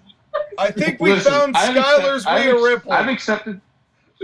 I've accepted that Rhea Ripley is Sean's dominatrix, and I cannot get any of that. But I'm willing to have Jordynne Grace stand on me and call me names. Okay. She's all yours, buddy. Skyler wants Jordynne Grace to make him a paraplegic. Well, I want her to break me over her back, make me humble. I will say, this was the Jordynne Grace show. And this is the first time I've ever seen her wrestle. My God, she's great. She is fantastic. Well, again, it's like anything else in TNA. It's that they're very good at developing young wrestlers. Josh Alexander is one of them, and Jordynne Grace is another. TNA's always had good development of young wrestlers into professionals. They're very good at teaching people the basics and very good at making people wrestle the way that they should wrestle. Jordynne Grace's lifts were all fantastic. All of her power moves were great. She really did know how to do things. She was good at selling, and Trinity was good at Trinity. She had to be good at selling because that's most of what she did in this match. And speaking of her selling, I can't remember which commentator said this, but the call of the night was when when Jordynne was giving Trinity a chop, and one of the commentators said, if you get hit by Jordynne Grace, she's one of those people that you get hit by her and you are thinking about it for the next week because you still feel it a week later. And I was like, that kind of commentating makes wrestling sound dangerous, and not everyone can and do it. So I very much liked that call. No, you don't. Yeah, absolutely. And honestly, I was actually a little surprised that Trinity got the kind of pop that she did. But she totally did. She got a very good pop. But Jordan Grace, I said, damn, JG, you scary. She did that jackhammer after the tope suicida. But then Trinity... They were on the floor at one point, and Jordan was just like, all right, Naomi, I'm just going to slam you on the floor as hard as I can a lot, and you're going to deal with it. And I was like, oh, God. Yeah, I mean, honestly, it wouldn't stop. And that was the thing. The match was built so beautifully to make Jordan Grace look like a world-beating world's champion. Mm-hmm. And it's exactly what needed to happen. But I actually thought that Trinity could have sold a little bit more facially myself. But she was still selling. Yeah. She held up her own. You know, nothing was very offensive or something that was 40 feet away from her opponent the way it used to be. You know, I think that this time away from WWE really has done her some good. Yeah, I think she looks tighter. She looks cleaner. Yeah.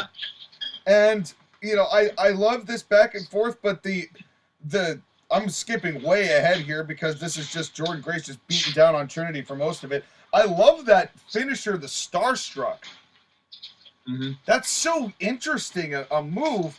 And, you know, and this is after the, and then she breaks it and we get the apron pendulum driver that Trinity gets, and then she does the Starstruck. But this finish was picture perfect. This finish destroyed the cornbread. Nice. Cornbread, damn it, cornbread. Shout out to the late, great Dustin Rhodes. Well, he's not dead, but shout out to Dustin Rhodes. His career's dead because he's in AEW, but... Did you see that Christian recently made him like, hey, you know, Dusty would be disappointed in you. Do you need a new father? Dude, listen, well, Dustin needs a new company. I wish Dustin were back in TNA, for fuck's sake. Anyway, You wish everybody's on TNA, huh? There's hope Christian here. Back in TNA. There's hope here. Yeah, I will agree. There is hope here. Like, TNA is, if they keep up this momentum, they'll become what AEW should have been. Yeah, they'll go back to what TNA used to kind of be. And that's something that's really fascinating. But the finish of this with Jordan Grace powering out of the Starstruck and then just slapping on her finish and taking care of business, 1, 2, 3. Start to finish, this was a great match and a women's match that had no business being this good. Dude, that finish was amazing. And it elevated the entire match and show for me. Like, again, I came into this dreading it because previously I've never been impressed with Trinity / Naomi. I still wouldn't call myself a fan. But I'm no longer going to dread watching her wrestle. So she's gone from a Dana Brooks to Raquel Rodriguez. Sure, but this was a good match, and I didn't think it was going to be a good match, but this was a very, very good match. Yeah, but if I'm WWE, I'm throwing some money at Jordan Grace too. Like, fuck it, get this woman there because she's 27. She's in the prime of her career. She looks like $1 million. She can sell. She can hit power moves. Let her be the Zoe Stark that we should have gotten. Well, in contrast to that, I would say if you're TNA, I'm investing pretty heavily in keeping Jordan Grace around as long as you possibly can. Because she is the backbone of this women's division. And for a lot of these people, the reason I would go with TNA right now is that there's, not only is there hope, but there's an opportunity here to be on the right side of a momentum swing where you could get even more over, to where if TNA makes the right moves and they could get on a larger television show, when they go to WWE, they won't be passing through the NXT channel. That's the potential that's here if TNA can play their cards right. Jordan Grace has time. Savor this moment on top while she's got it. Even though I will make the case, Skyler, that if Jordan Grace was plopped onto the main roster today, she would be more interesting than 3/4 of the main roster women they've got on that program. Agreed. Agreed. And the other thing too is that, like, even though we're giving a lot of praises to several of these wrestlers, this roster is still very, very thin. There is opportunities if you're a good wrestler and know what you're doing to get in there and make an impact. Yeah. No pun intended. Man. But that's the kind of way that this team, or this is really starting to figure it out of TNA. They've got the loose framework, but they're starting to piece some things together that I didn't think TNA would ever be able to do again. And that brings us to our main event. Alex Shelley versus Moose for the TNA World Title. We'll start with you, Skyler. What was your thoughts? I forget how good Alex Shelley is. I just, again, feel bad that he's kind of been, like, reduced to being a indie wrestler / occasionally work for New Japan Pro Wrestling. Alex Shelley is one of the best small-time modern wrestlers because he does what he needs to do. Moose is good, but he's also kind of awkward, not going to lie. Not as awkward as it used to be. Okay. Yeah, I know. Before, he used to look like a big, tall deer. Or a moose. Or, a moose. But, yeah, Boo. it's a lot. Well, that's what people were trying to do with him, but he has improved a lot. He's improved a lot. Yeah. And I will say that his selling of this arm all matchup was sometimes over the top, but he made a point to make sure that was very well prominently shown that his arm was giving him shit. Yes. I will, dude, the first time I ever saw Moose, I was like, wow, this dude is green as fuck. But it's been, several years. He was great in this match. I really enjoyed Moose in this match, but dude, Alex Shelley is one of a kind.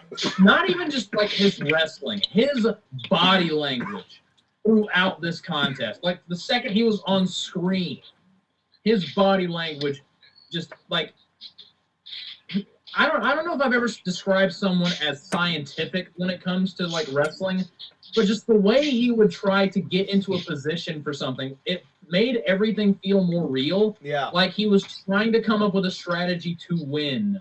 Come up with a strategy to weaken a body part. It looked like he was thinking about what his next move or play was going to be to do damage and win this match.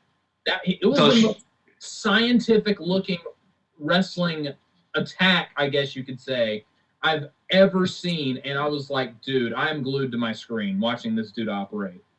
All right, Sean, I'm going to make a comparison, and I think you're going to be tickled by this one. Okay. But in many ways, Alex Shelley reminds me of a modern-day Bobby Eaton. Wow. That's fascinating. It's because Shelley is one of the most experienced wrestlers, and he's known primarily as a tag team guy, but in his singles matches, he's very good at the scientific, picking apart of body parts, and the selling. The selling is what really helps with Shelley, because you can see the pain and the suffering in his face. You can see it in his body and his emotion. I know that that's a very high praise, but Shelley is one of those guys who reminds me of Bobby Eaton. I think there's some interesting parallels there. I would say that Shelley, in the same way that Moose has changed a lot and developed a lot, so has Alex Shelley. He has come a long way from the times when he was kind of the staple of the X Division, where he was doing spots. And that was his thing, and the collection of spots, they were very high octane, and Motor City Machine Guns, very fast paced. But I think what's happened in the years since is that Alex Shelley has slowed down enough to be able to make everything look and feel as smooth as it does now. And that he has really perfected his ability to, use his body language as opposed to using his moves all the time. And that's really helped add depth to him. That's why I was saying that Chris Sabin peaked a lot earlier, but Alex Shelley is really coming into his best work now. Mhm. And that is something I'm really Honestly- proud of. Honestly, like, again, I haven't watched as much TNA as YouTube, but whenever I would, and the Motor City machine guns were on screen, it always felt like, at least to me, Chris Sabin and his friend. Yeah. And Alex Shelley he didn't really have his own thing. He was just, I'm the second guy that's in the Motor City machine guns. For a long time, he felt that way. I would agree with that. This dude that I was watching in the main event of this dude just oozes, yeah, I'm a main event world champion.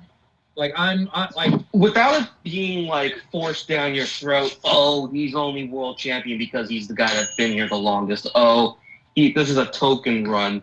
Okay, thank you, whatever. He earned his world title. yeah. He wrestles like a world champion. It's one of those dramatic developments that, like, I'm all happy for.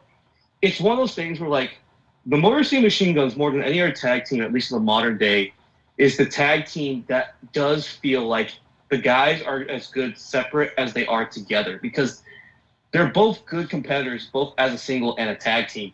But you can clearly tell which one is currently the better of the two right now. Dude, Yeah. I said this before, but I have got to go watch Josh Alexander versus Alex Shelley. That match just screams orgasm, like endless orgasm. The match, just, dude. That's all I can say at this point. Like, although I will say one thing that just about made me jump out of my seat, because again, I'm used to how green Moose is, and I haven't seen that much. This drop kick. That drop kick. Holy shit! My God. I My jumped out of God. my seat. Yeah, that was definitely something. Okada and Randy Orton both have some competition. No, like, I look at that drop kick, I'm like, Gunther, I want you to do a better drop kick than Moose. Dude. Well, I won't lie to you there. I did see a couple parallels between Moose and Gunther here. The one thing I wish Alex Shelley did in this matchup at one point was take a bump for one of Moose's chops. Like, chop, bump. He didn't do it once. He always stayed on his feet or went to a knee, and I was just a fraction disappointed in that because the chops sounded great. Speaking of which, I loved early in the match when Shelley was doing chops, and Moose just no-sold and was like, dude, really? Did you really just chop me? It just looked so intimidating. Yeah. Yeah, it did. It was almost reminded me of when somebody did that to Solo in the corner, and Solo just walked forward like, bro, what are you doing? Like, yeah, that's not going to work on me, bud. Yeah. But then, right after that drop kick, after the little fight back, big Uragi, gigantic Uragi, one of the biggest I've ever seen. And I loved how prominent the injury selling was in this whole matchup. Yes. It was really good. You know, I think the only thing with Shelley, the other thing is Shelley, is I think sometimes he looks for reactions just a little too long. Like, or he takes a little bit too long to set up whatever it is that he's going to do because he's like looking around to get the reaction, but then more time has passed than it should. Not all the time, but occasionally. But then we get to the one critique I have of the film crew tonight. They do a shot on the outside. I'm pretty sure that there was some sort of, I think it was the baseball slide that Shelley did to Moose on the outside, and then Shelley's selling on the outside and just reaches under the ring and grabs a water bottle, and they shoot Shelley grabbing the water bottle and drinking the water, and they have to cover, well, hydration break, you gotta stay, or whatever they said, or, you know, and I'm like, you know, it probably would have been better if you went to a wide shot there, so you didn't see your world champion knowingly taking water out from underneath the ring. Well, MJF did it. It was bad then. Nothing AEW does is good.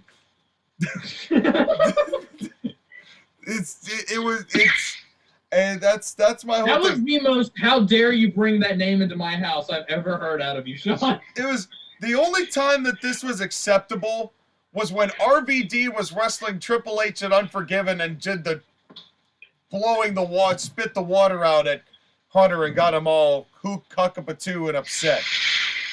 That's the only time. You said Cuck, and I don't think Rusev was involved in that match. No, not to my knowledge.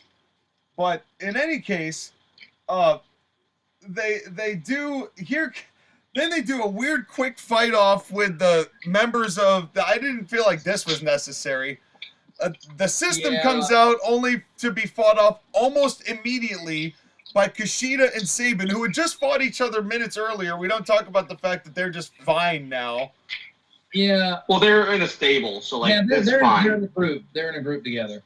It's Kushida, Sabin, and Shelley. Why do they always do this with the guns? You know, it's like the Motor City Machine Guns had this happen with them in TNA all the time. All the time, where they would be facing each other in X Division matches. And so like, why do they do this? Why do they always do this? Anyway, still. I mean, come on, Sean. It wouldn't be TNA without vintage TNA. I know, but it's real quick. That right there, the little. Oh, by the way, they both have friends, and now their friends are fighting, and now their friends are gone now. That is the one of maybe two reasons as to why I preferred Hammerstone and Alexander over this one. That it was just very unnecessary and just unneeded. Yeah, I mean, thankfully it didn't really cause any harm. You know, it didn't do any damage, but it was not necessarily, you know, the full-blown thing. But then we get to the finish of this match with that big in-and-out clothesline that Shelley gets, and the crowd gets pumped. Dude, I loved the finish. The story of the show was great finish, perfect finish, really good finish. But this finish, this was oh my god, dude! Can I describe it, please? Because please no, the floor is yours. Even though I'm sad that Alex Shelley lost, because I'm rapidly falling in love with this dude and his hair. His hair's amazing, by the way. You'd think like having like a weird half ponytail, half just letting it all hang out, half combed, whatever. He has like 3 hairdos in one, but he makes it work. But anyway, he goes for his finishing move that totally isn't Sister Abigail, Shell Shot, which totally isn't Ryback's move either. He goes for it, but it gets countered, and Moose gets out of it. They wrestle a little bit. He goes for it again because this goes back to amateur wrestling, and I think I've stated this before. But basically, in amateur wrestling, if you get someone in a hold and they get out, the last thing they'll expect is for you to get them in that same hold again, and then you'll win the match 9 times out of 10 with the second attempt of doing that move, because they'll always expect you to do something different. Alex Shelley rise, and he almost gets the Shell Shot the second time. He was closer to getting it this time, but Moose gets out of it a second time, bounces off the ropes, spears the shit out of him. 1, 2, 3. Loved it. Yeah, and it was one spear, and it was a hell of a spear, and that's all it was took. A struggle, and it was a struggle. It was a fight for control, and the guy that won the control of that exchange won the match. Yeah, that's exactly what you want. Yeah. You know, that's exactly what you want, a world title. And I loved in the hype to this, Moose being basically like, Shelley, I respect what you've done for TNA for this business, but it's time for me to take the keys. Mm-hmm. I'm here to take the keys from you. And you know, I like this. And Moose is a good heel and a good guy to have as your world's champion heading into this turned page for TNA, especially with the debut you're about to do at the tail end of this. Would you like to tell people about it, Skyler? No, because I don't like this debut because it sucks. No, I haven't anything. I don't say such things about Maximilian Zigglesworth. I didn't like this debut because they did the trope of playing the music and then the guy appeared from behind that WWE does. Fair. But yeah, they get the Moose people, like, whatever stable he has. On stage celebrate. That's a much better name than the way system. better name than the system. I wish they called them the Moose people all the time. Oh my god. They come out with antlers and the lights stay on. I mean, that's the House of Black. The Moose Oh, people, that's that was gold. great. That is gold. That The was- Moose Anyway, think people. of the stable out here. They're also right on the ramp in an awkward, contrived way. They play music, Nick Nemeth, Tenshawn, and they all look to the entranceway when Nick Nemeth comes from behind, super kicks Moose, and then runs to the crowd and then takes off his T-shirt And a into a zigzag. TNA T-shirt. And a zigzag. But then he reveals the TNA t-shirt, and the crowd lost their minds. Yes. It was a small crowd, but they were hyped. I wish we had a what is Nick Nemeth doing in the Impact Zone. I know. Yeah. Because he's the guy who's like perfectly set up for that joke. It just happened way too late. Yeah. And you know what? That's okay. That is honestly okay, because if there's any one guy who has WWE name recognition relatively, who would be a great guy to help bring great matches and attention to a program that is starting to retake off, it's Nick Nemeth. I've got faith in this dude. Mhm. I'm I agree. excited for this. I am genuinely excited that TNA is going to have this guy, because he is exactly the kind of guy, especially if WWE mercifully lets Bobby Roode out of the prison and he can come and join his buddy and Robert Roode can come back to TNA. I'm just saying, there's a lot of guys that WWE isn't using that they could get rid of soon that could be of great value to TNA. And I'm excited to see where they head. I'm excited to see where all of this heads. But now let's get to ratings. Let's get to ratings to close this out. And let's start with Josh. Let's start with JoshAgeddon. Your thoughts on TNA Hard to Kill, their first pay-per-view back as TNA. I didn't know what to think of this pay-per-view going in. I was like, okay, this is TNA, and I have a little bit of history with TNA, not any good history, but it's under new management, and Sean is very excited, so I'll give it a shot. There were a couple things here and there that I didn't care for, and there was one match that I skipped. But the 3 singles matches on this show were the show, and what a show they were. I mean, Josh Alexander and Alexander Hammerstone, that was phenomenal. The Knockouts World Title match was great, and Jordan Grace is amazing, and Trinity is a lot better than she used to be. And the main event was also fantastic. And even the Knockouts Tag Team title match was good, and it was perfectly timed and perfectly structured. It's exactly how I would have done it, therefore I liked it. Because I'm a narcissist. Even the Women's Ultimate X match was okay. It was a lot better than it had any right to be. The only thing I really didn't care for was the whole segment with Dirty Dango and PCO and all that jazz. But that was more of an angle than a match, and it wasn't insultingly bad. And I just wish that Vikingo could do something other than flips, and it should have just been Saban versus Kushida one-on-one. But overall, this is a solid first step for the rebranding of TNA, and I look forward to seeing what they're going to do next. I enjoyed this show. It's not very often you get a show where you're like, dude, there are 3 solid fucking matches you can go back and watch and enjoy. This show has it, and boy, TNA sure is hard to kill, and so is this show.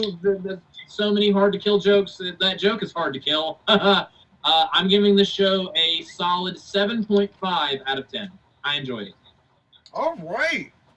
A very favorable mark for TNA standards.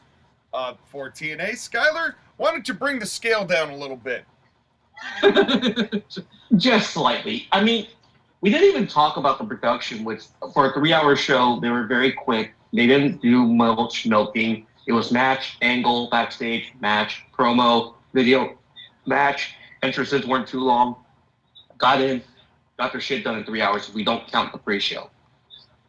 Well, speaking of the production, I really like how TNA's vibe is dark and gritty, and wrestling needs more of that. As much as I like WWE as of late, they're a little too squeaky clean for my liking. It's a little you can feel the PG sometimes. I like that this show was like, oh, we're TNA. We're dark. This ain't your daddy's wrestling. Don't let your mom know that you watch this. And I appreciated that. No doubt. Okay, now you stepped on my point.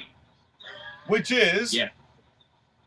That TNA fills a void that was gone whenever TNA left, and that's that we need this cult underground kind of dingy wrestling that's not necessarily minor league, but is clearly a step below WWE because they fill a void. Wrestling needs companies like TNA, MLW, NWA until they got fucked up by stupid decisions to fill in the gaps and build up talent so that they can go to bigger and better things. The wrestling ecosystem is better when TNA is around, as annoying as the name is, because Banks being rude. Having said that, with this show, again, it's a good show, but again, I'm going to temper my expectations because the people that I expected to perform did. Nobody outside of Grace really, wowed me, and I need more TNA talents to wow me before I'm fully back on. But it's still a solid show, and I'll give it a 6.5. That's still a fair rating. That's still totally a fair rating. Well, I do have to go now because I have to make dinner, so I'll see you boys later. But Sean, I'm sure you're going to give it a wonderful score that's somewhere in the middle. Well, you're not incorrect about that, Sky. Thank you for joining the line. We will see you next time on the next time we come in for whatever we're doing. And JoshAgeddon, you get to hear what I get to say. Yeah. So It's just you and me, Daddy. it's just us now. So Yeah. basically, my thing for this show is I am literally in the middle. I'm in between. I gave it a 7. But there's a lot of things about this matchup and about this company. It has endured so much. And it really got me thinking, my God, the difference between the relaunch at a first impression of TNA and this show versus the relaunch of a new version of NWA. And how badly they screwed that pooch up. I figured if I'm going to record Or snorted. In that case. But it's amazing to me that TNA could pop a show in like this, advertise it as well as they have, get the reaction they've had from it. Ziggler's debut on YouTube has almost 1 million views on the YouTube video. Yeah. Just to put that in perspective, they've gained attention. They have turned heads here. And enough to turn mine to actually take a look at this pay-per-view and say, hey, this is something that I want to watch. And truth be told, I was not disappointed. Was it terrific? No. Is it WrestleMania 39 Night 1? Absolutely not. Absolutely not. But I will say this. TNA had no reason to do this, except Scott D'Amore's passion made this happen. And I am not going to say that we are going to be dedicated TNA watchers, but I'm willing to give Slammiversary a shot to see how it's going. Yeah, I was about to ask, do you want to do like a review of Slammiversary? I would like to just see how it's going. Because they built Well, we have to see when their next show is, because they haven't announced what their next pay-per-view is going to be. Right, which I don't care. I'm into bigger shows anyway, because now a lot of their shows are still just their TV program, and they have a couple pay-per-views, but let's check on this in a couple months and see how it's doing. If they go back to Bungusville, then we'll know that they went the wrong direction. But here's my bold claim and my big bold take to finish off this show. By the end of 2024, both with a TV deal and with ratings, although the ratings might be a little shakier, but with the TV deal for sure, TNA will be back in second by the time this year is over. AEW will have lost their TV deal and have gone so far down the tubes that it will be beyond as embarrassing as it is now. And TNA will be in a spot where they may not be getting millions of people, but they're going to be getting enough people where they're going to have some network want to work with them to get that show onto a much more accessible program. And I hope they do. I genuinely hope they do. If they trim the fat on this show, they could have a viable alternative. And is that really all we can ask for in this 2024 world? We're not asking for you to be competition. We just want you to be something else. Dude, honestly, I hope it happens. I would love it if TNA became like the second and just completely knocked AEW off of its teetering little pedestal. There are more cracks and probably some actual crack by the day. And if that happens and TNA is a strong number 2 and AEW basically ceases to exist, I'll be happy. You won't hear any complaints with me. Yeah. Especially because when we look at it, like Major League Wrestling has bumbled Alexander Hammerstone, and they're probably going to lose Jacob Fatu too because he's talking about going to Japan more. And NWA was almost there, and they're going to lose their shit. Yeah. And imagine if TNA gets Jacob Fatu as well. Because WWE's kind of arm's lengthening him because of his whole, criminal record. But if TNA is willing to work with him and kind of find a way to maybe either work that into an angle or stray away from that altogether and just present him as the guy that he is, that could be, you could have some real quality talent on TNA that you could turn into actual quality stars. They're on their way. They're on their way. I think the future is bright for TNA. I could end up needing to eat my words for that. But for now, I'm proud of you, TNA. I really am. And I wish you the best of luck. And with that said, thank you all for listening to this edition of the Court Martial Podcast. Stay tuned for the next one, whether it's guest the program or we do something different, or we got this thing called the Royal Rumble coming up, don't we? We may want to talk about that too, won't we? So, folks, stay tuned. There's more reviews, there's more to do, and there's more for you. We'll be right back right after this, and I'll let JoshAgeddon close out TAP. We'll be right back. Oh yeah, ladies and gentlemen, we are going to sink our fangs deep into the bone marrow of the Royal Rumble in just a couple weeks, and I hope you guys all enjoy this review, and I hope you enjoy our Royal Rumble review. And yeah, good job TNA. This was a solid first step, and like Sean said, I wouldn't say I'm as optimistic, but I do hope things improve, and I hope that they continue to get stronger and better with every passing day. But thank you guys so much for watching and listening to this review. Like, comment, subscribe, and all that fun stuff, and I'll see you guys next time. Good night, everybody. Oh, and yeah, Vikingo did flips.